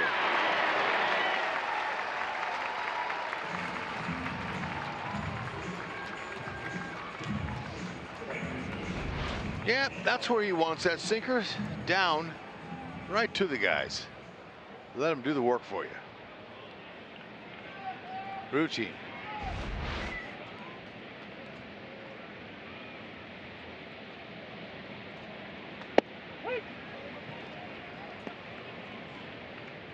Daniel Palka has his first 2 major league hits today. And maybe 3 as he drives it to deep left field, and that's his first major league extra base hit. So he is 3 for 3. All of his hits have been to the opposite field.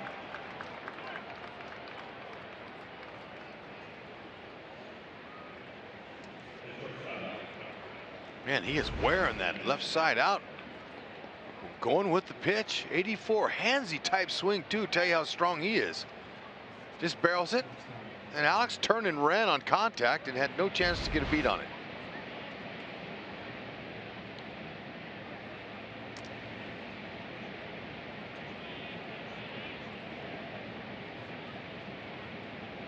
Now Tim Anderson. No swing. The next time someone at the bottom of the White Sox order makes an out will be the first time. They are 7 for 7 with 4 of the 5 runs scored. 1-1 on Anderson. Yeah.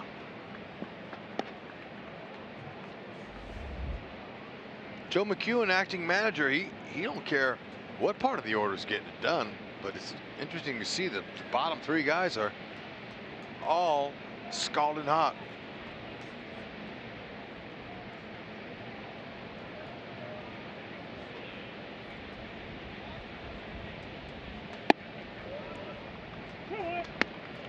Two balls, 1 strike.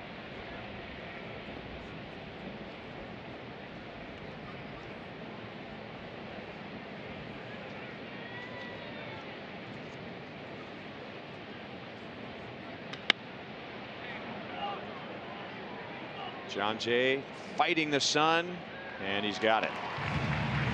So Oaks gets around a couple of hits. To the bottom of the 5th, Chicago leads 5-0.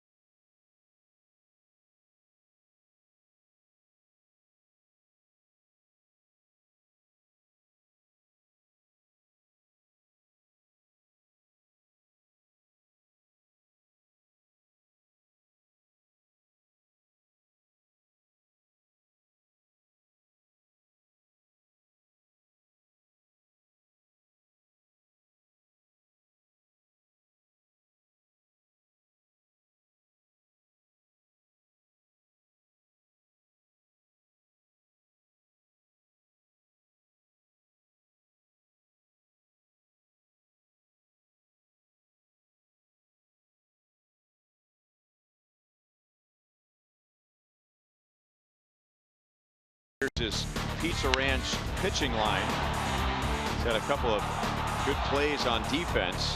That one from Leury Garcia with Mike Moustakas at the plate. Royals loaded the bases with 2 outs in the first inning. They did not score. And now Fulmer has set down the last 10 Royals. He'll get Escobar, Gordon, and Butera in the bottom of the 5th inning. Yeah, and you know, coming in, you like the chances of the Royals with a guy who throws 81% fastballs. Now it's a fastball cutter, so it's not exactly straight, but at 10 walks and 18 innings pitched coming in, 270 opponent's average, you like your chances. His numbers are favorable, but he's been putting the ball where he wants it. Got out of that big jam, and then he goes, that's all, that's as close as they're getting. I'm going to execute my pitches.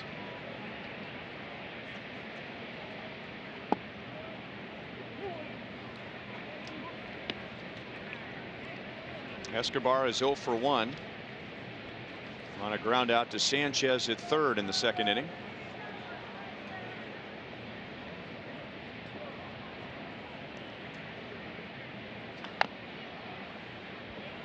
Two balls, 2 strikes. Esky is playing in his 358th consecutive game. That's a Royals record and the longest active streak in baseball by about a full season. I think by over 160 games. Nice. He's an Iron Man.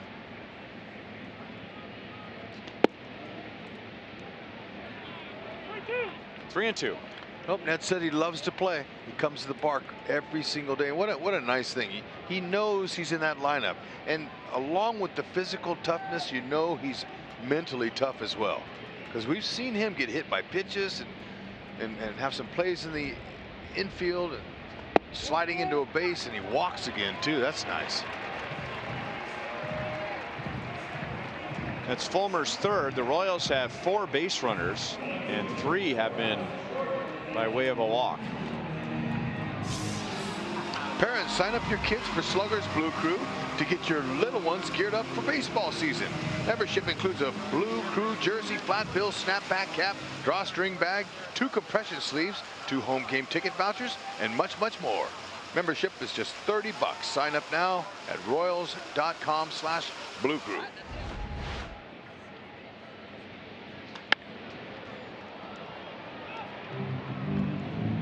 0-1 on Alex. He grounded out to 2nd in the 2nd inning.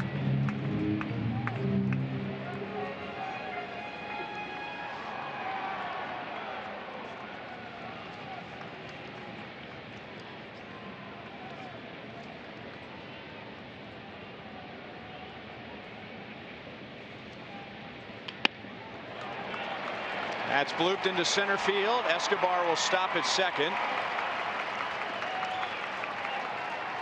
2 on, nobody out.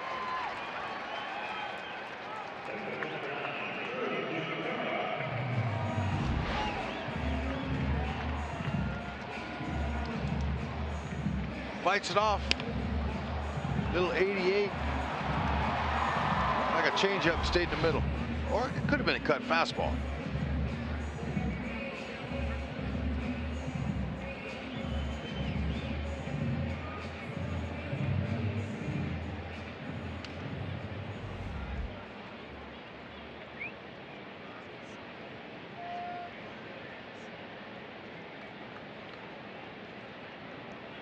Drew Butera took a called 3rd strike on a cut fastball in the 2nd inning.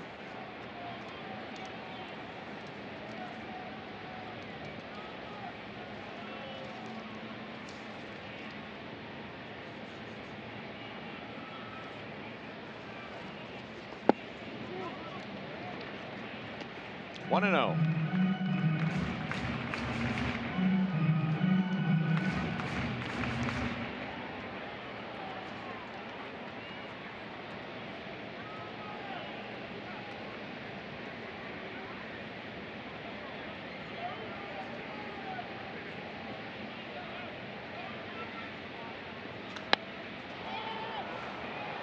Popped up.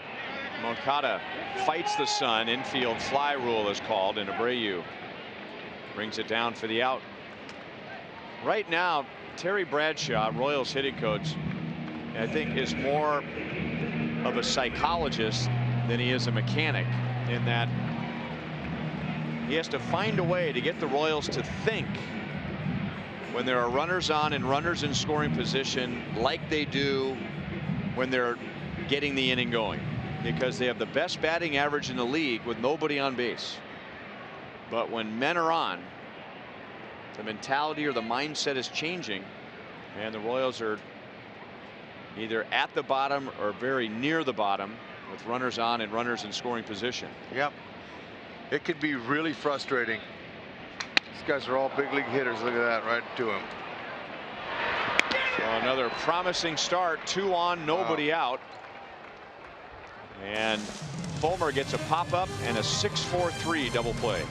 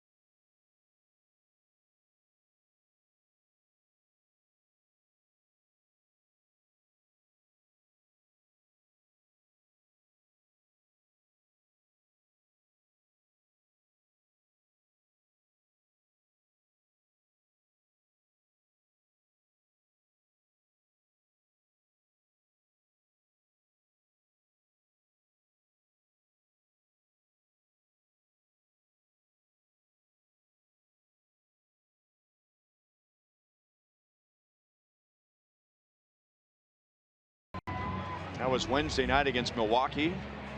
Came on in the middle of the inning and he struck out Christian Yelich on 3 pitches to end the 7th inning, and then was charged with 2 runs in the 8th. One was unearned. He's a Chevy call to the bullpen, and he comes on after Trevor Oakes made his big league debut today.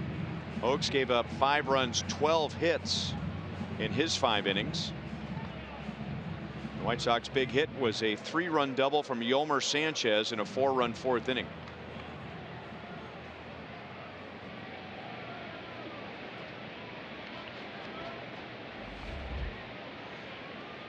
Stout working that fastball. He'll go low to mid-90s. Fastball, slider, changeup.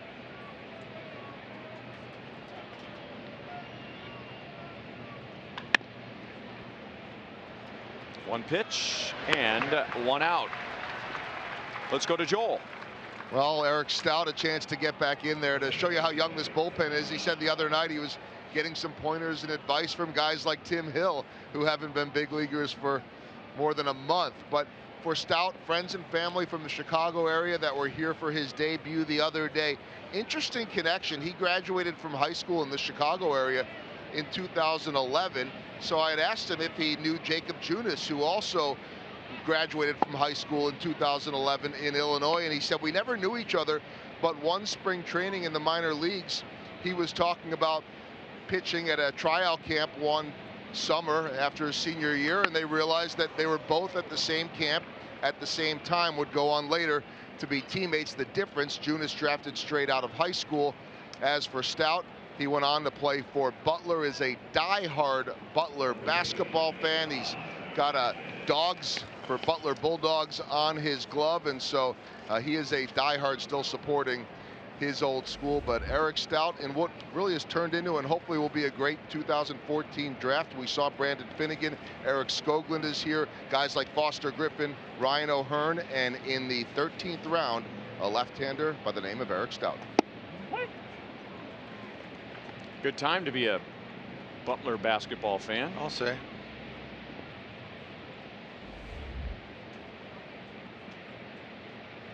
Yolmer Sanchez is driven in 3 of 5. He doubled with the bases loaded and nobody out in the 4th inning. That's our Jeep drive of the game. He did it as a left-hand batter. Sure did. Almost like he knew it was coming. It was on a tee, and he just laid it out there over Alex's head in between the gap. Played it all of them. Caught his ankle on the bag there, but he ended up being okay. We think now it seemed like when he took a swing there, he did something on his arm or his shoulder, his hand. Let's see here. Pulled that left hand.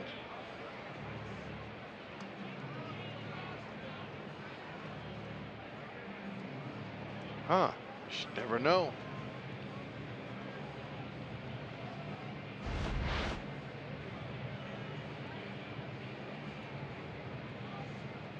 Well, he thinks he's all right, and it probably doesn't hurt all that bad when he takes a swing like he just did with about 25% effort. We'll see how it feels when he takes another full swing.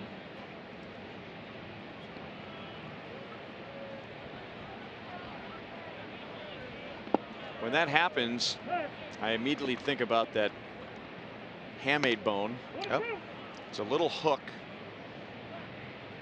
right around the base of the hand, top of the wrist. And sometimes a hitter will take a swing and that little bone will break.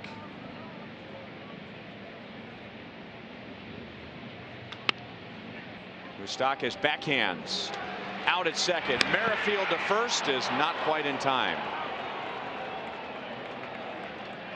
And there have been many hitters who take a swing and for whatever reason they get it just right or just wrong, however you want to look at it, and that little bone breaks off.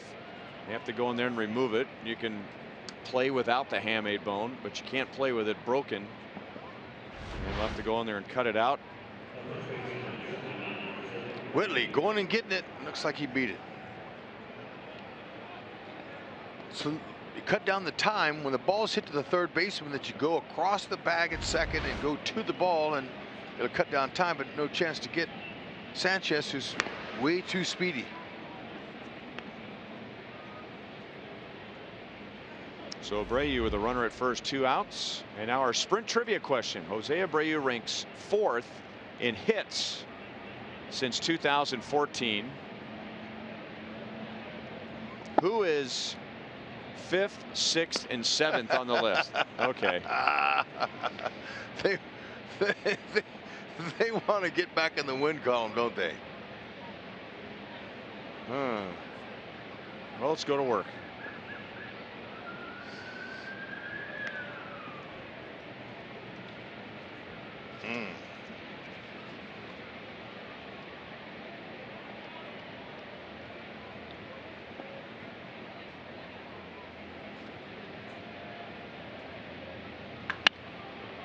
Moustakas got a glove on it. He keeps it on the infield and throws out Abreu to end the inning. Nicely done.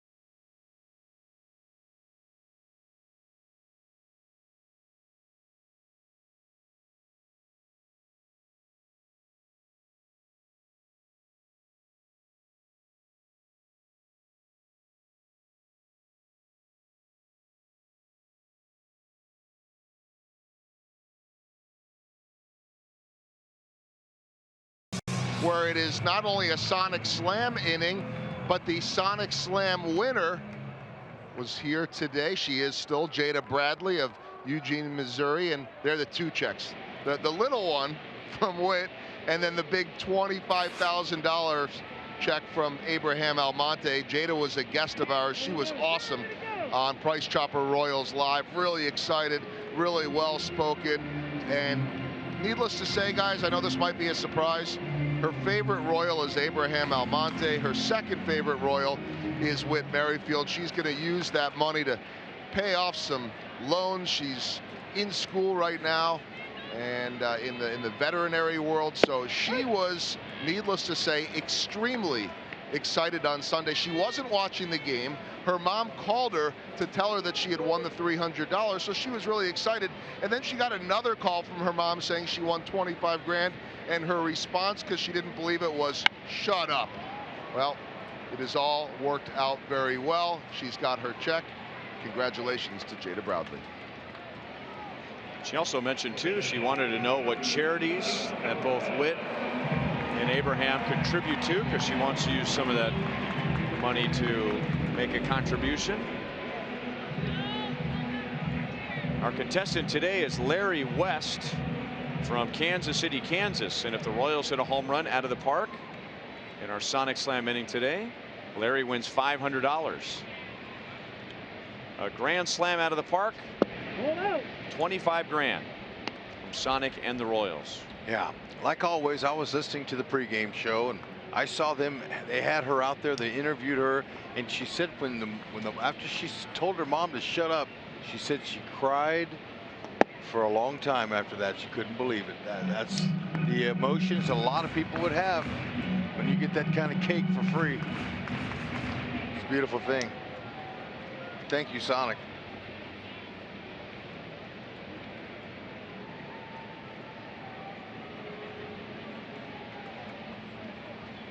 Salvi has walked and flied to right at the knees. 2 balls, 1 strike.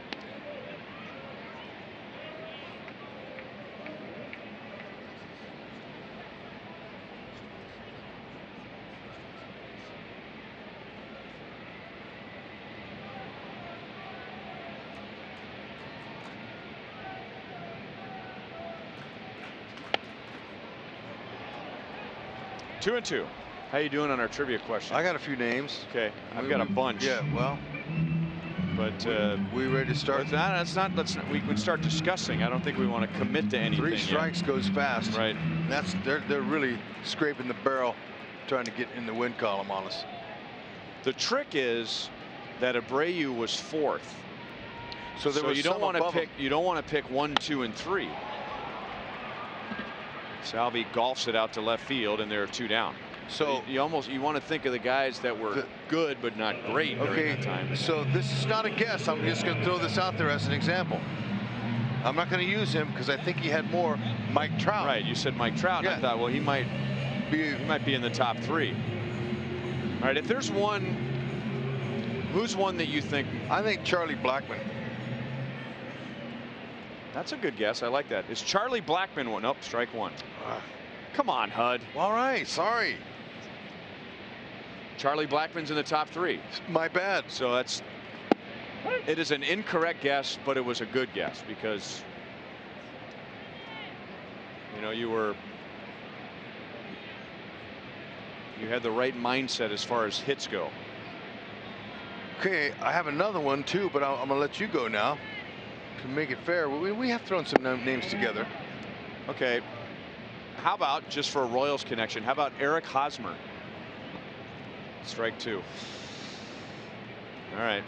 Now another guy. Now this isn't a guess, but you got like Bryce Harper, but I've got Manny Machado, Mookie Betts, Joey Votto. I got Arenado. Anthony Rizzo. Arenado, that's a good one. Justin Turner.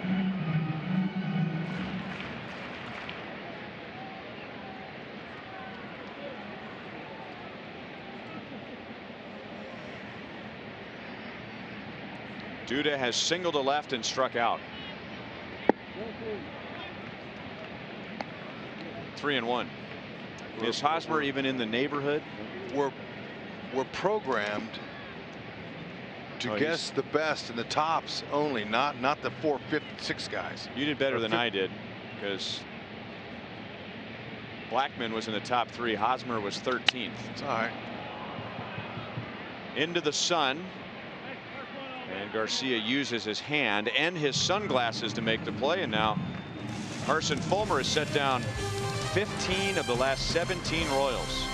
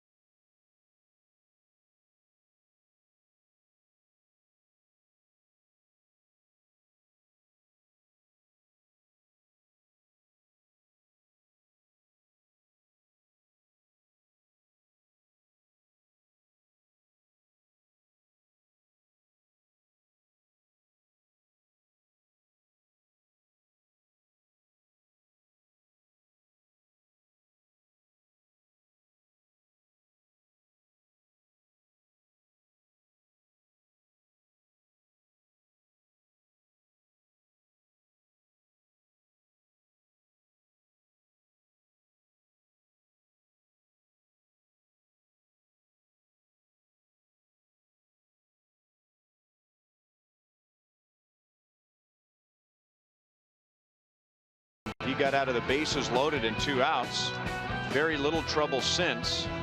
Trevor Oakes made his big league debut.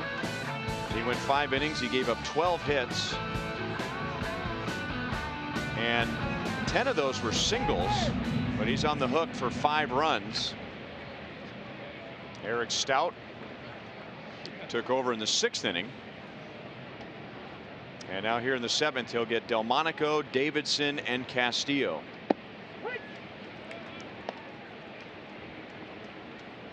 What do you think, Hud? I think we're in trouble today. They're really going tight on us. You know, you've been way better so far than I have. Well, you said you had Arenado on your list. I had him on my list, and I also had the other guy, but I'm not going to throw him out there because they'll charge me for a strike. No, we're just these aren't official guesses. We're just discussing.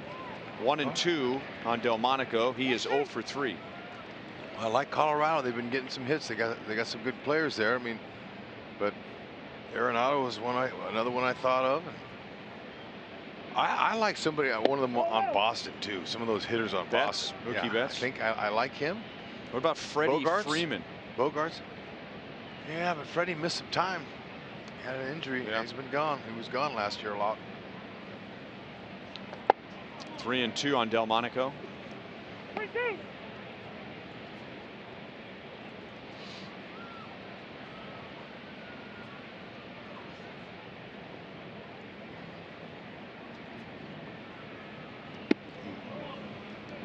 Delmonico is on to begin the 7th inning. How about Cano? He's a good guess. I mean, that would be a good player to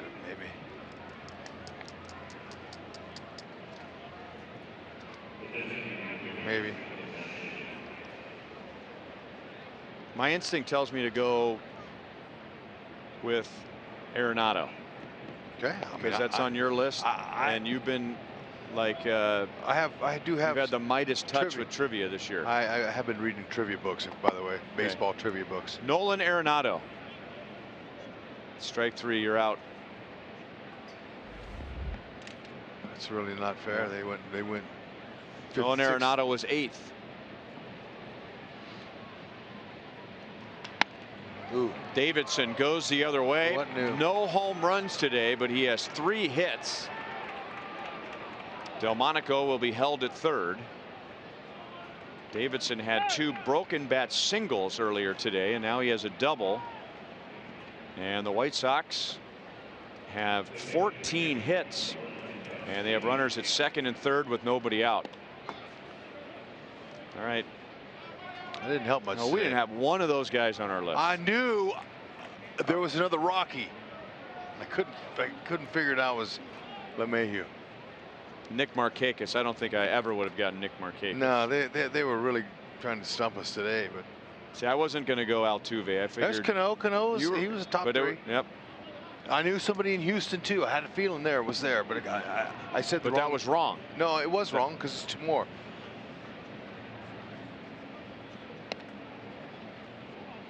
Well, we do have another game today, though. So Truck gets a point today. Okay. That was tough.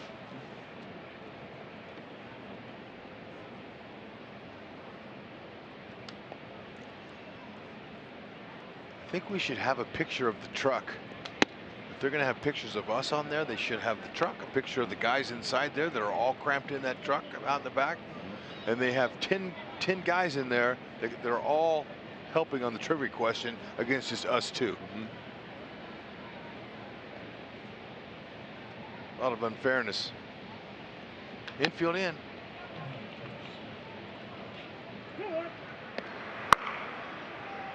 Now Bert Smith begins to loosen up in the Royals bullpen.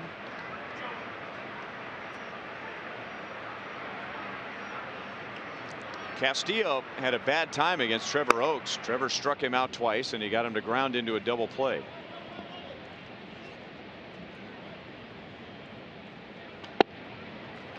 Two and two.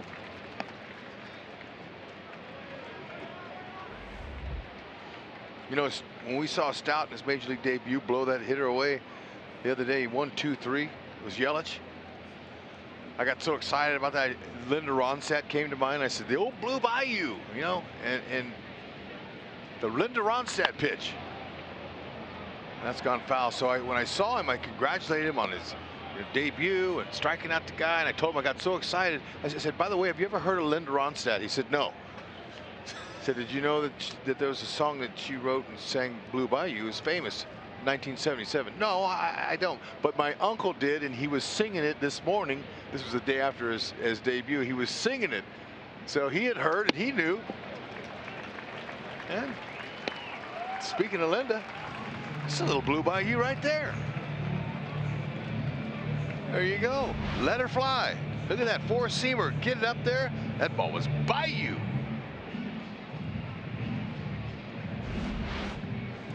Nope, they don't know it. She had a lot of famous songs, by the way. Hud, you're showing your age, by the way. I know. I mean, I know. You didn't really go up to Eric Stout and ask him if he heard of Linda Ronstadt. Yeah, I was curious. Yeah, because, you know, we all kind of live in our own world. That guy, Ned, he would know.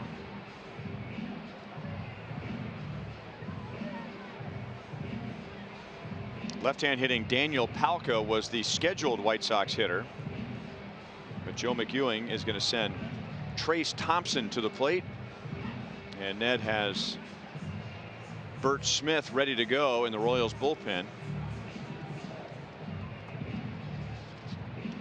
So the Royals saw this coming. And Ned's going to wait until he has to make a move, and now he'll bring Smith into the game. So Stout departs with runners at second and third and one out. And Bert Smith is a Chevrolet call to the bullpen.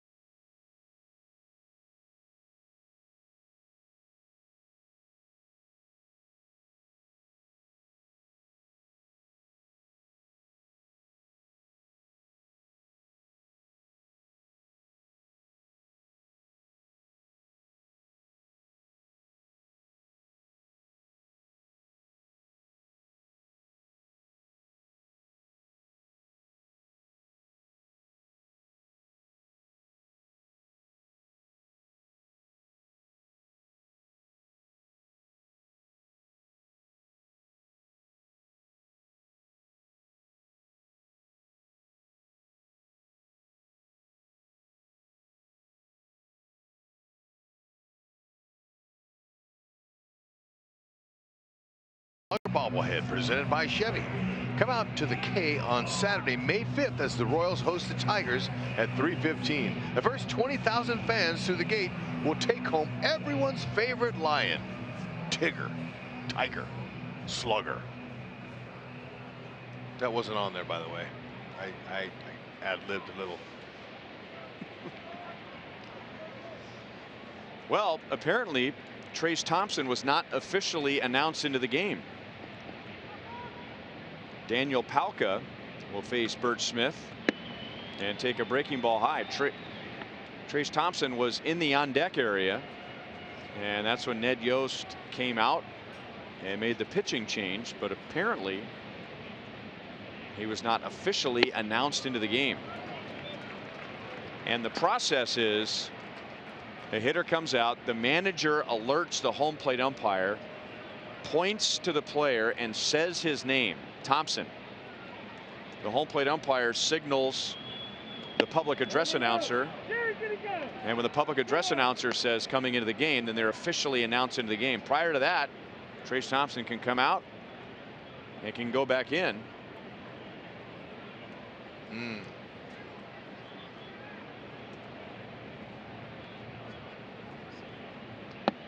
And the same goes for pitching changes. Manager goes out, signals to the bullpen, the pitcher comes in, and then the manager on his way out will holler at the home plate umpire, Smith. Yep. 2-2. So anyway, this young man right here, Palka, got his first big league hit, not one but two, but now three. He has a chance to have a 4-hit game. So that was a lucky break for him. And right now, with the infield in, 1 out, there it is. And that's deep into right center field, and he has his first major league home run. 4 for 4. And he is a triple shy of hitting for the cycle.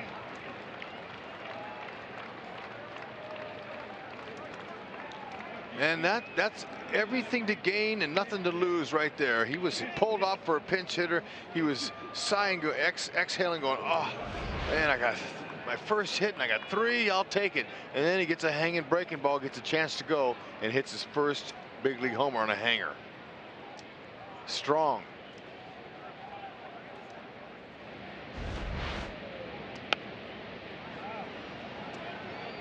Nothing White Sox in the 7th inning.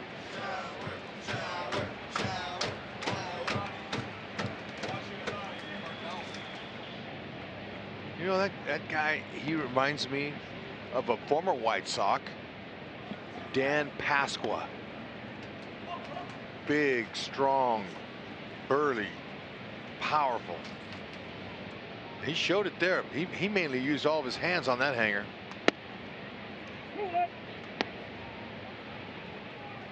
I don't think Bert Smith so far in his outings this year has missed with that type of pitch, with his curveball like that all year, and he didn't miss it.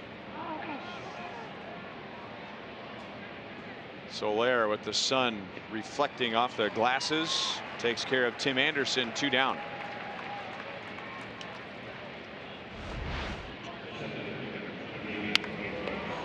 Wow, look at that. I mean, that was a line drive, 21-degree launch angle. Top spin on it too. 427 feet. He's strong. He provided most of that because it was a breaking ball. But that'll go to show you, when that breaking ball has over top spin on it and the hitter hits the back underside, it even accelerates that, and that takes off. And that's where you get the hit speed. That's Escobar throwing out Garcia. The White Sox get 3. 2 are charged to Stout, 1 to Smith. It's 8-0 Chicago.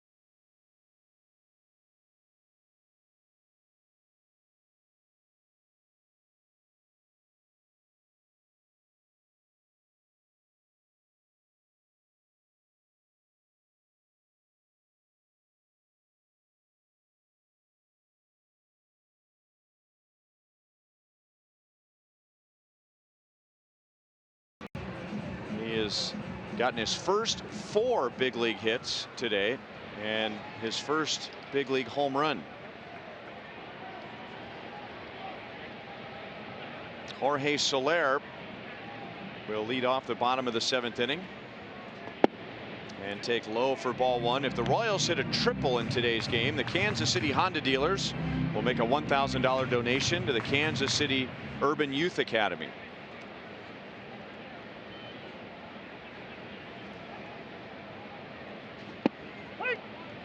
One and one on Soler. The Royals have had 2 scoring opportunities against Fulmer.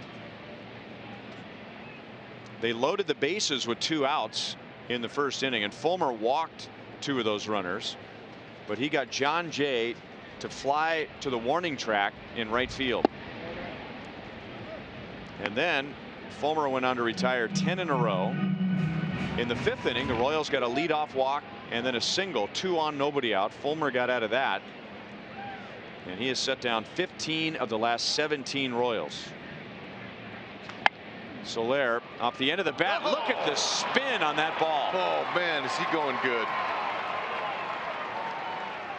That ball was spinning and whistling. That was beautiful. I haven't seen a hit like that in a long time. Now we see a fielder hit off his glove, but look at this. Abreu says no problem. Paching.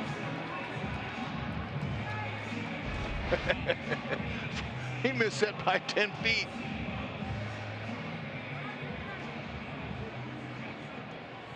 Abreu's checking the ground, saying, did it hit a dirt clod or what the heck? This is a big league field. There's no dirt clods on Trevor Vance's field. That just had that kind of spin on it off the end of his bat.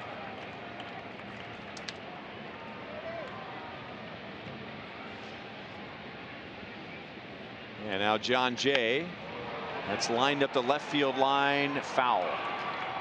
You can't get a better hit than that ball that Soler just hit. You know what the exit velocity was on that? 52 miles per hour with a lot of spin. The spin rate on that. Can we get the spin rate on that? Let's check it out again. Okay, that ball's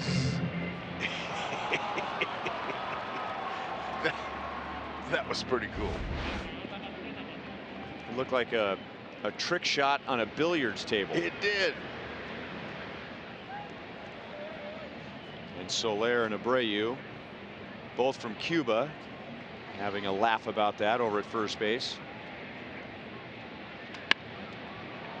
And now up the left field line, and Delmonico goes into foul ground.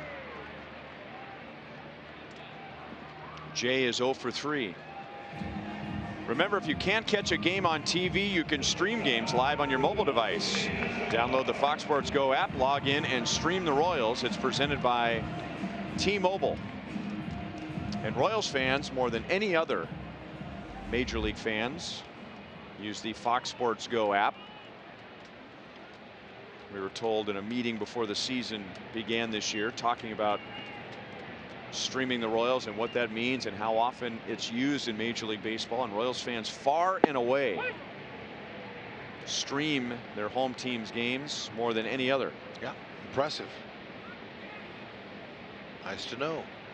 We have outstanding fans here.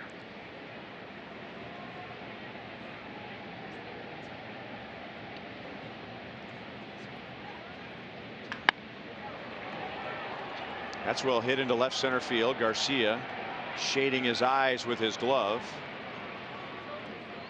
2 down. Soler goes back to first base. Do they play football in Cuba?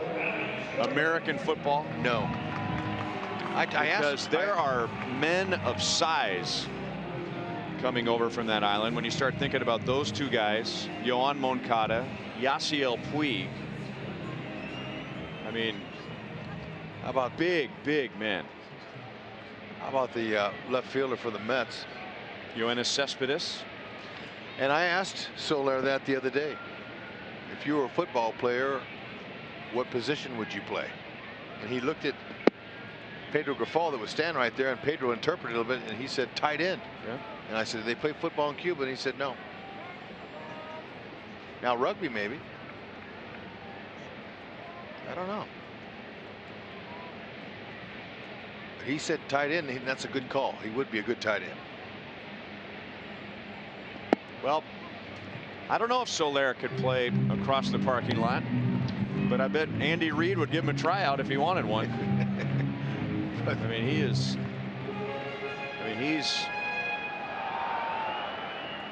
chiseled out of marble. It's already got him a lot of nice offensive weapons, but you know, you can never have enough.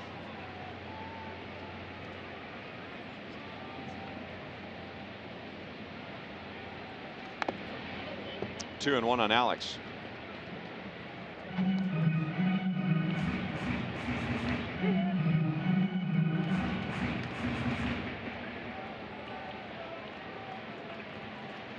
Yesterday during Price Chopper Royals Live, Joel and Monty were in the spirit of the NFL draft. We're talking about what Royal would they take playing the NFL. Joel took Jorge Soler. Monty took Alex. I think Alex would be more, what, a fullback? Strong safety? Possible. I'd say I put him at safety. I'd take Almonte and put him in my backfield. Monty said a safety for Alex. Yep. Good call. I asked Lucas Duda, just out of curiosity. You know what he told me? Kicker. Alex has a 2-hit game. Soler goes first to third.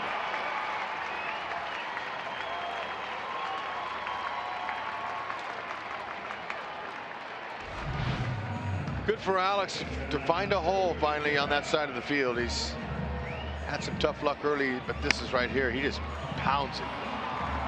Got him a fastball. Look at Soler's long strides. Did you see him running that football down the sideline? Yeah, he's got that kind of speed. But good for Alex to be able to find a hole. Donnie Cooper hadn't been out since the first inning.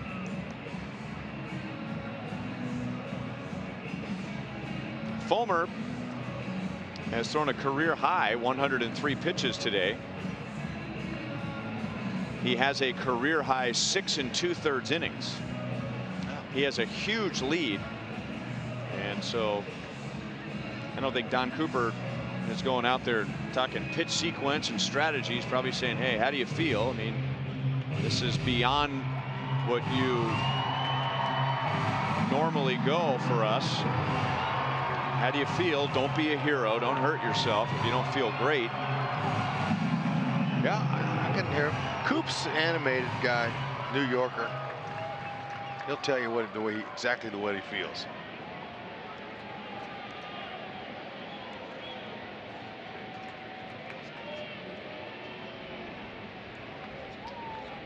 Alex will take second base. The White Sox are not worried about him.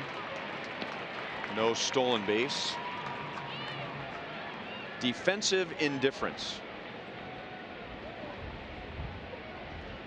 Royals have had very few opportunities against Carson Fulmer. In fact, this is just their third at bat of the day, or fourth at bat of the day, with a runner in scoring position. They had the bases loaded, 2 down in the first and second, nobody out in the fifth, and that was it in the first 6 innings until second and third and 2 down here in the 7th.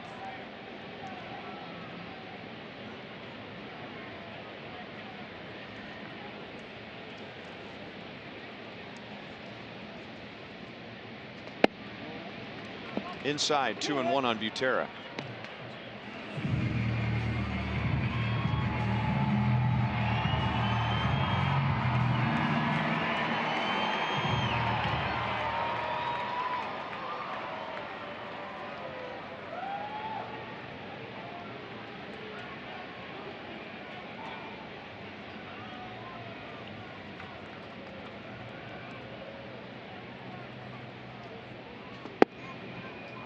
Three and 1. Fulmer's not very happy that he didn't get that call. Aaron Bummer and Chris Beck throwing the White Sox bullpen. And now the phone rings for Kurt Hassler, bullpen coach. Hey, they got a microphone everywhere, don't we? 3-2. And I would bet that phone call was, if Butera gets on, tell Beck that he's going to be getting Merrifield. Yeah. Likely.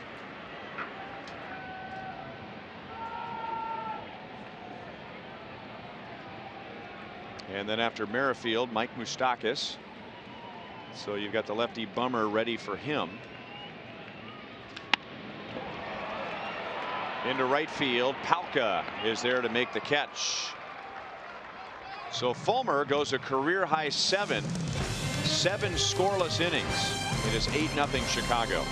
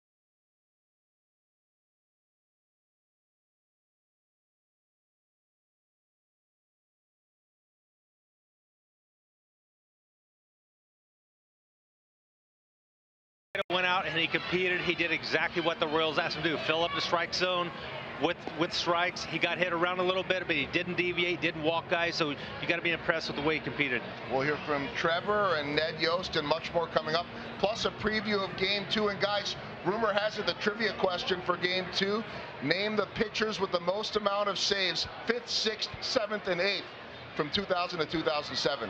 Good luck.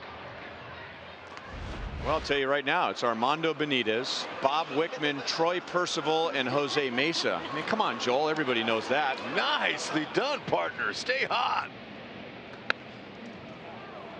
Way to go. Bob Wickman. How about that? Percy. Mercy is Percy. Next question. That's right. Bring him on.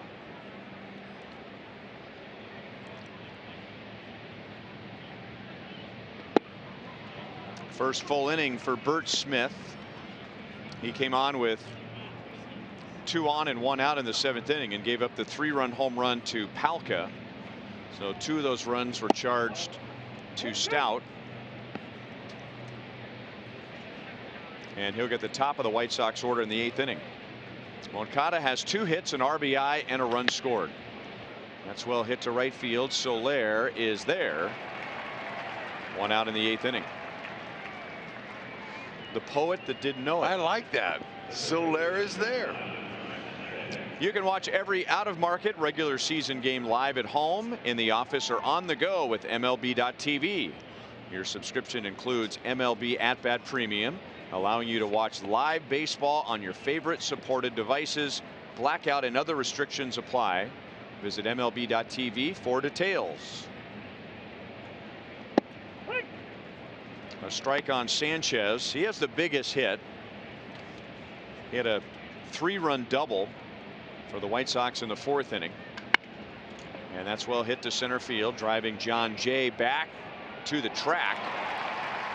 2 down. And that 3-run double turned a 2-0 game into a 5-0 game. And then the White Sox got 3 more in the 7th on the home run from Palka. Is the ball not carrying to center field today or what? That's about the 4th ball we've seen that was rocketed out there 410 feet. Not enough to get out of the ballpark. Man.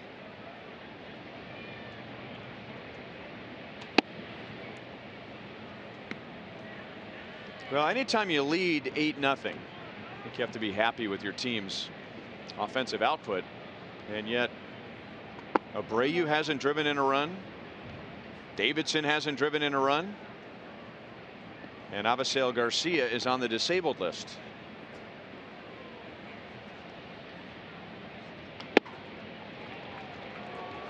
Fastball at 93 is thrown by Abreu. 2-1.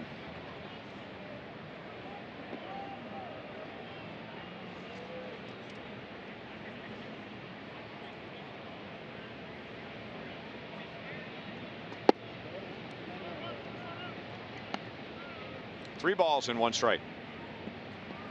When do you think they'll come up with swing speed on how fast the guy swings the bat?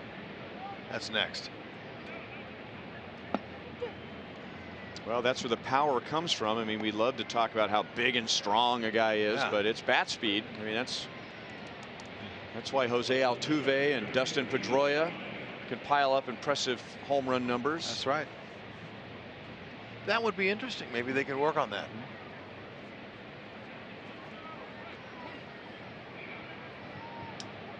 Probably wouldn't be very difficult to do. You'd have to put, you know, some sort of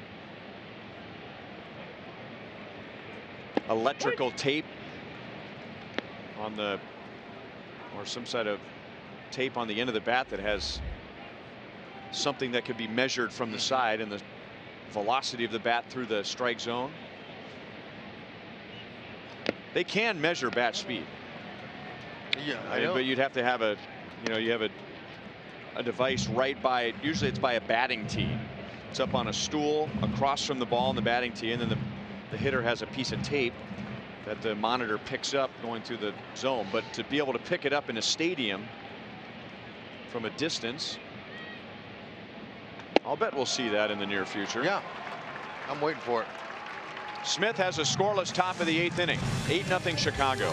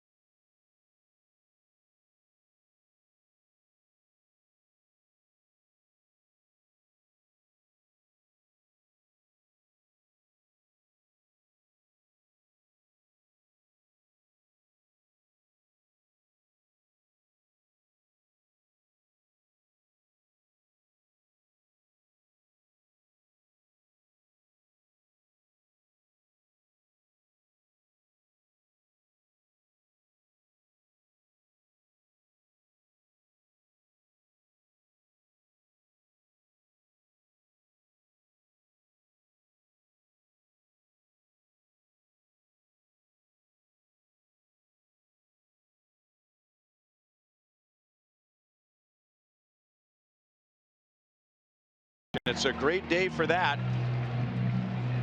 It is sunny, it is warm, it isn't hot yet. There's a nice breeze that appears to be coming out of the northeast, so a cool breeze. And this is the first of 2 today between the Royals and the White Sox. Carson Fulmer goes a career high 7 innings and does not allow a run. And now he hands the ball off to Chris Beck for the bottom of the 8th inning. Beck's trying to chisel away at a 6.4 ERA. He'll get Merrifield, Moustakas, and Perez.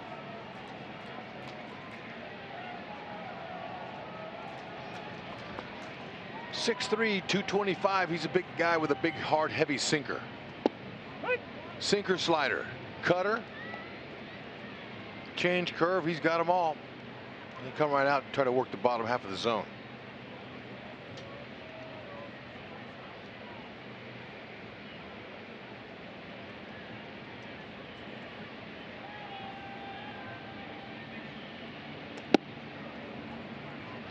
One and two on Witt. Although he got it by him at the top of the zone right there.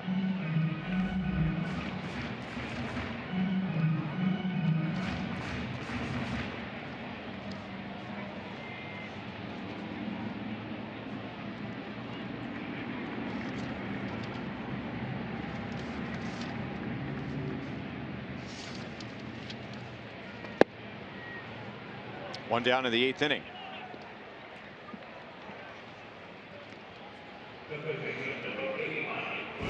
Time for the showstopper. And we take you out to Cleveland. This is Nelson Cruz against Carlos Carrasco to center field. His 5th of the season. Earlier in the year, Nelson Cruz was stepping into the Mariners dugout and rolled his ankle and had to go on the disabled list.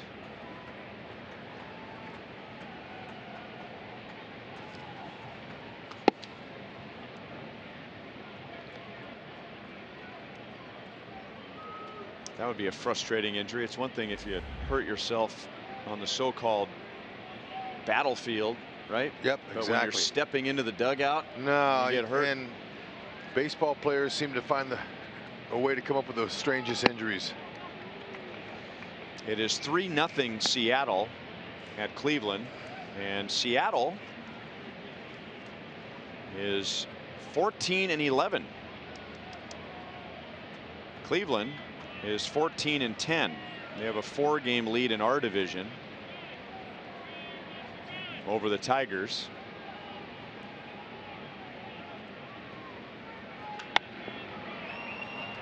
Popped up to the left side. A lot of that today. Fielders with sunglasses on and using their glove for extra shade. 2 down. A trendy pick in our division was the Minnesota Twins advancing to the wild card game last year. And it's only natural to say, well, they're going to even be better the next year. And they might be, but they've lost 8 in a row. Minnesota's 8-13, but they lead at home 3-1 over Cincinnati. Cleveland is the only team in the Central right now with a record above 500. Yep.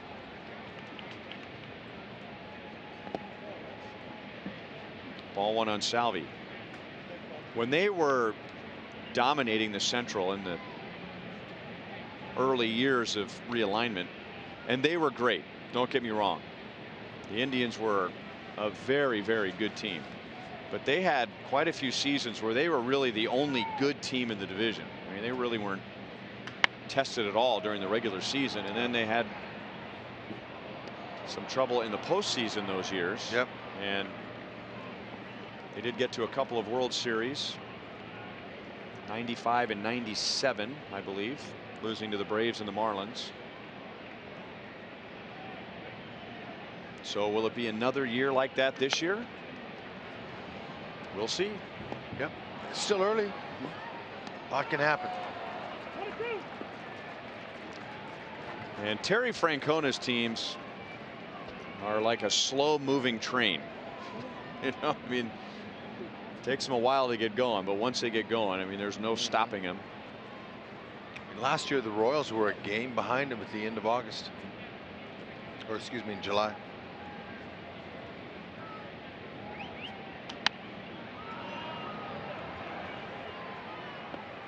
We were just talking about Cleveland and Seattle. Remember, the Royals went to Seattle. They swept the Mariners to get to within 1 game of Cleveland, and then were swept at Dodger Stadium. Talking about a slow moving train. Nobody was beating the Dodgers that time of year. And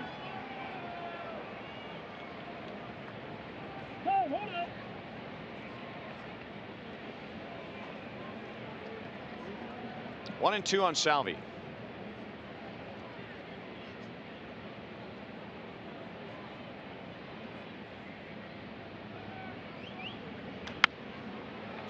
Another foul ball.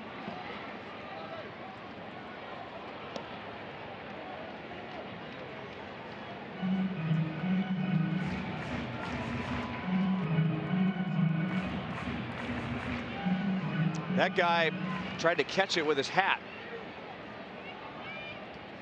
Still ended up with a souvenir. Good for him. They'll take it.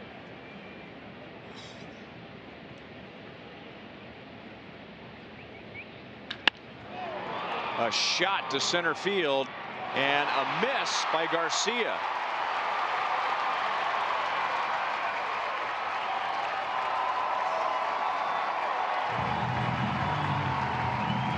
It's a double for Salvador Perez. He's on with 2 outs.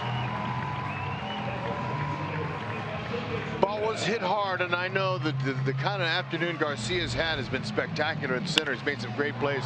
He'll tell his pitcher, they're back. I should have had that. But you can't assume, if you're an efficient scorer, that the player is going to make a play on a ball hit that hard to his left, having to run and jump. So he's going to get the double. Salvi's first of the year. That's good at bat. Salvi was fouling off some pitches to try to get to his, and he got it. And was rewarded.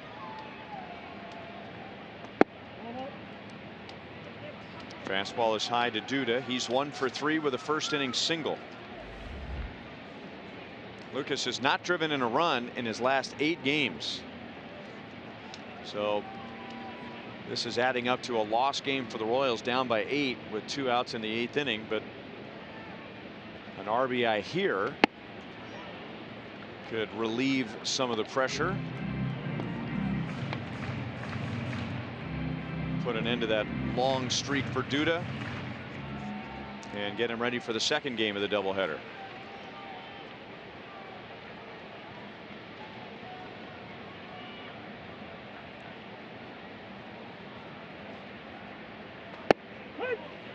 .96 at the knees, 1-2.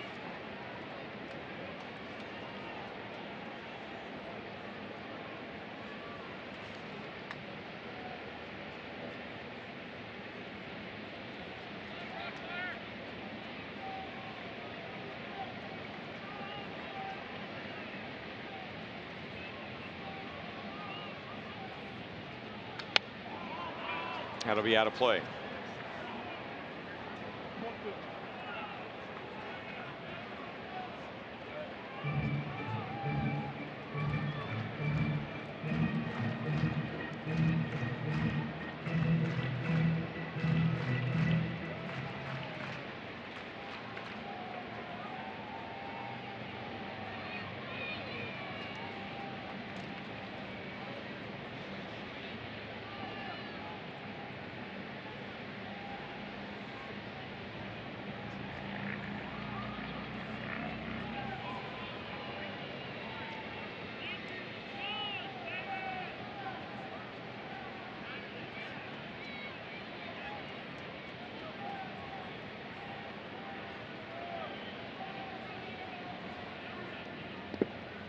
Two and two.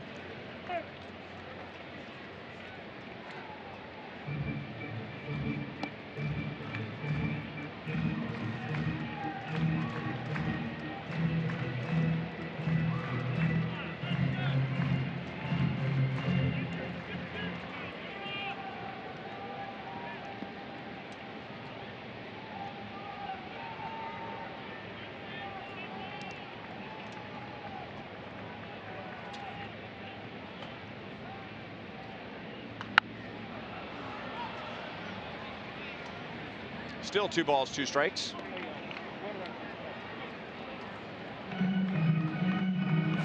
Beck has a good changeup, and I remember reading a story about how his dad would not allow him to throw breaking balls until he was 16 years old, but he taught him how to throw a changeup.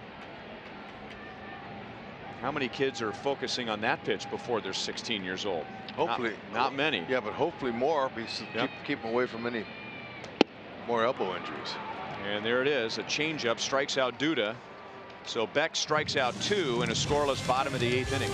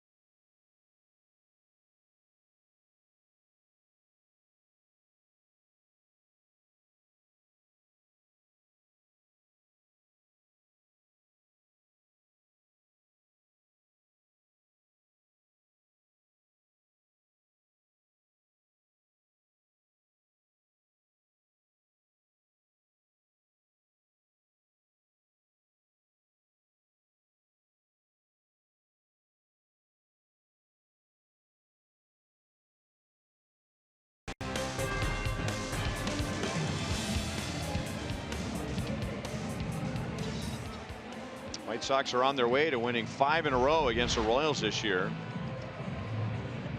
We were discussing it last night. The Royals had a stretch of 6 years in a row where they won the season series, and that ended last year. The White Sox narrowly won the season series 10-9.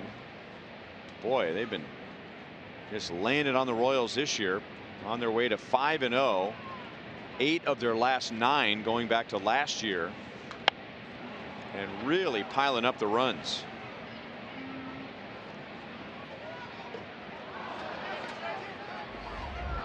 Matt Davidson so far has stayed in the ballpark, but he has 3 hits. He has 2 broken bat singles and a double.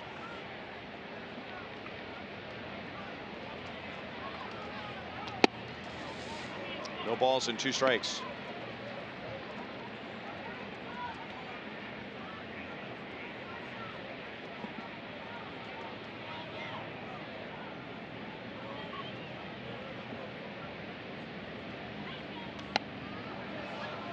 Backing out of play.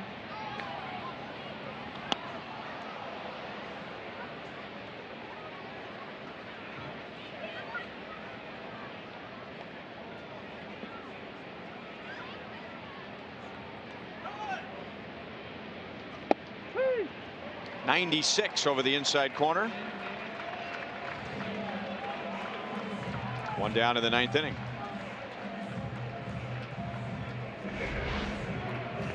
Bert Smith, let her go. Ah. Didn't know. We say it, but Davidson, you got to go.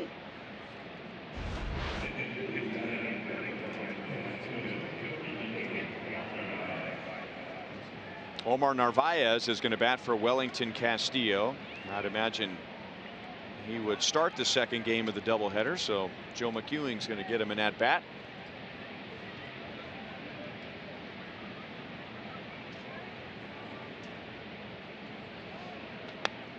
Had a nice chat with Bert Smith before the game today, and do you know he missed over 3 years because of the injury to his elbow? He had Tommy John surgery, and I asked him, I said, why did it take so long? No balls and 2 strikes. He lost 1 year because he tried to rehab the elbow, and as common as Tommy John surgery is, if there is an option that does not require surgery, that's usually the best option. So he tried to rehab his way to strengthen the area around that ligament to take some of the strain off the ligament.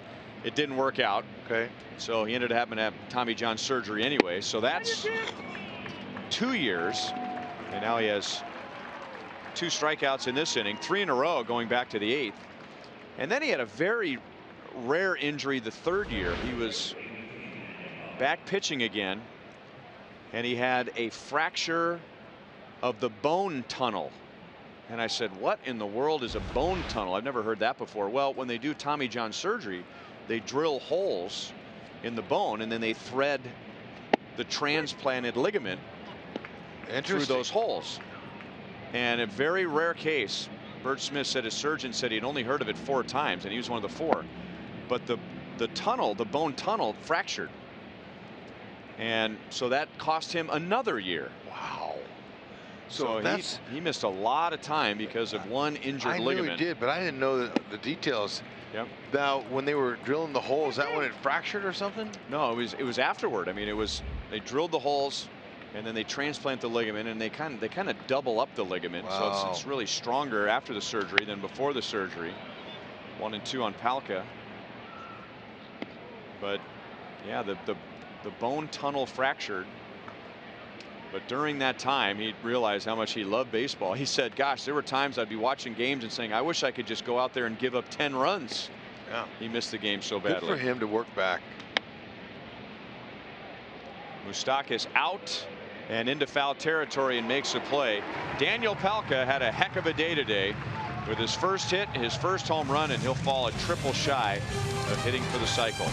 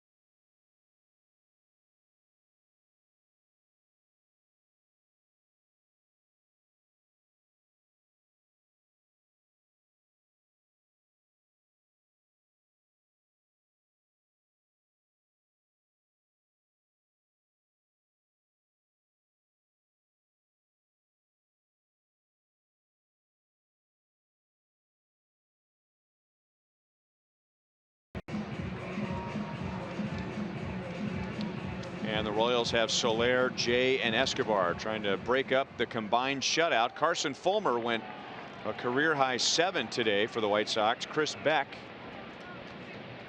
pitched a scoreless 8th. And his first pitch of the 9th is waved at and missed by Jorge Soler, who has walked again, stretching his career-high streak of games to 8 in a row. It's also the longest active streak in baseball. 1 walk in at least 8 straight games. That's over the outside. And Soler is also singled.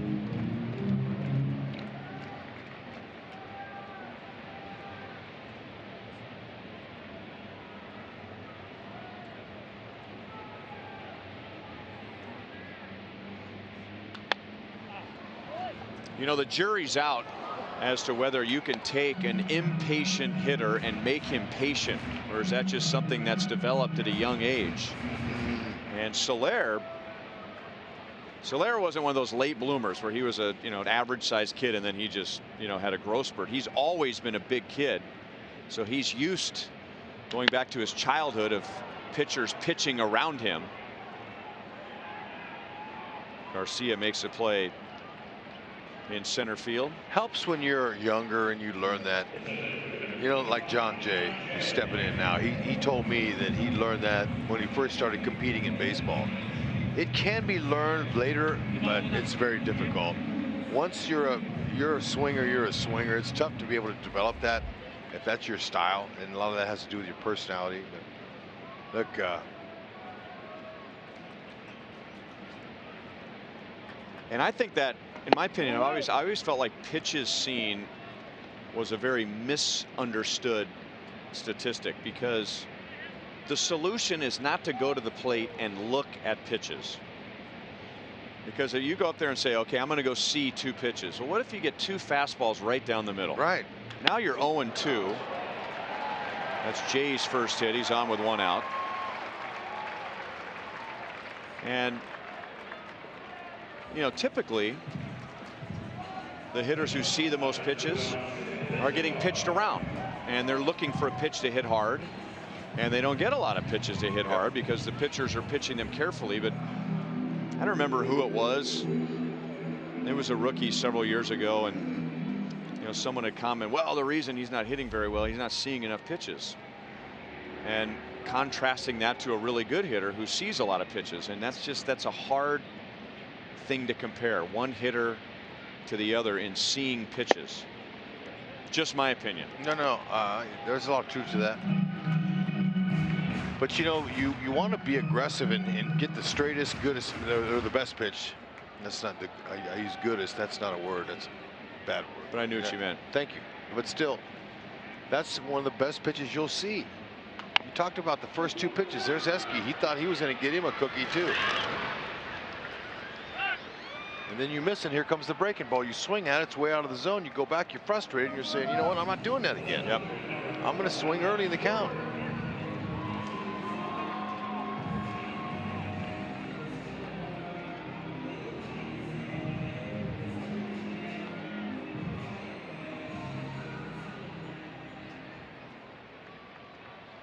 Especially when you're growing up and you get into or you get old enough, say you're in your teens, and you start seeing curveballs on a consistent basis that you never saw in Little League before. Now you're going, whoa, what the heck is that? Breaking ball's going away. You can't hit them. So you got to make a huge adjustment there in that time in your career or in your life. It can be tough for a lot of hitters.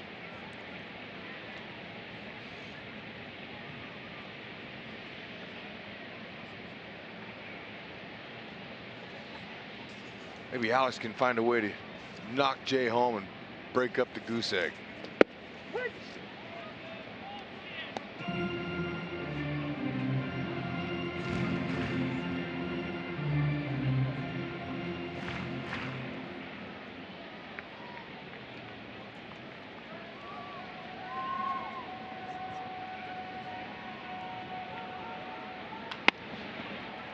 Right to Anderson. And the White Sox take game 1 of the doubleheader. They are 5-0 against the Royals this year. And now the Royals have lost 10 consecutive home games. Big game for Daniel Palka, who was just called up a few days ago. His first big league hit, his first 4 big league hits today, and his first major league home run. 8-0 Chicago. They had 15 hits. We'll be right back.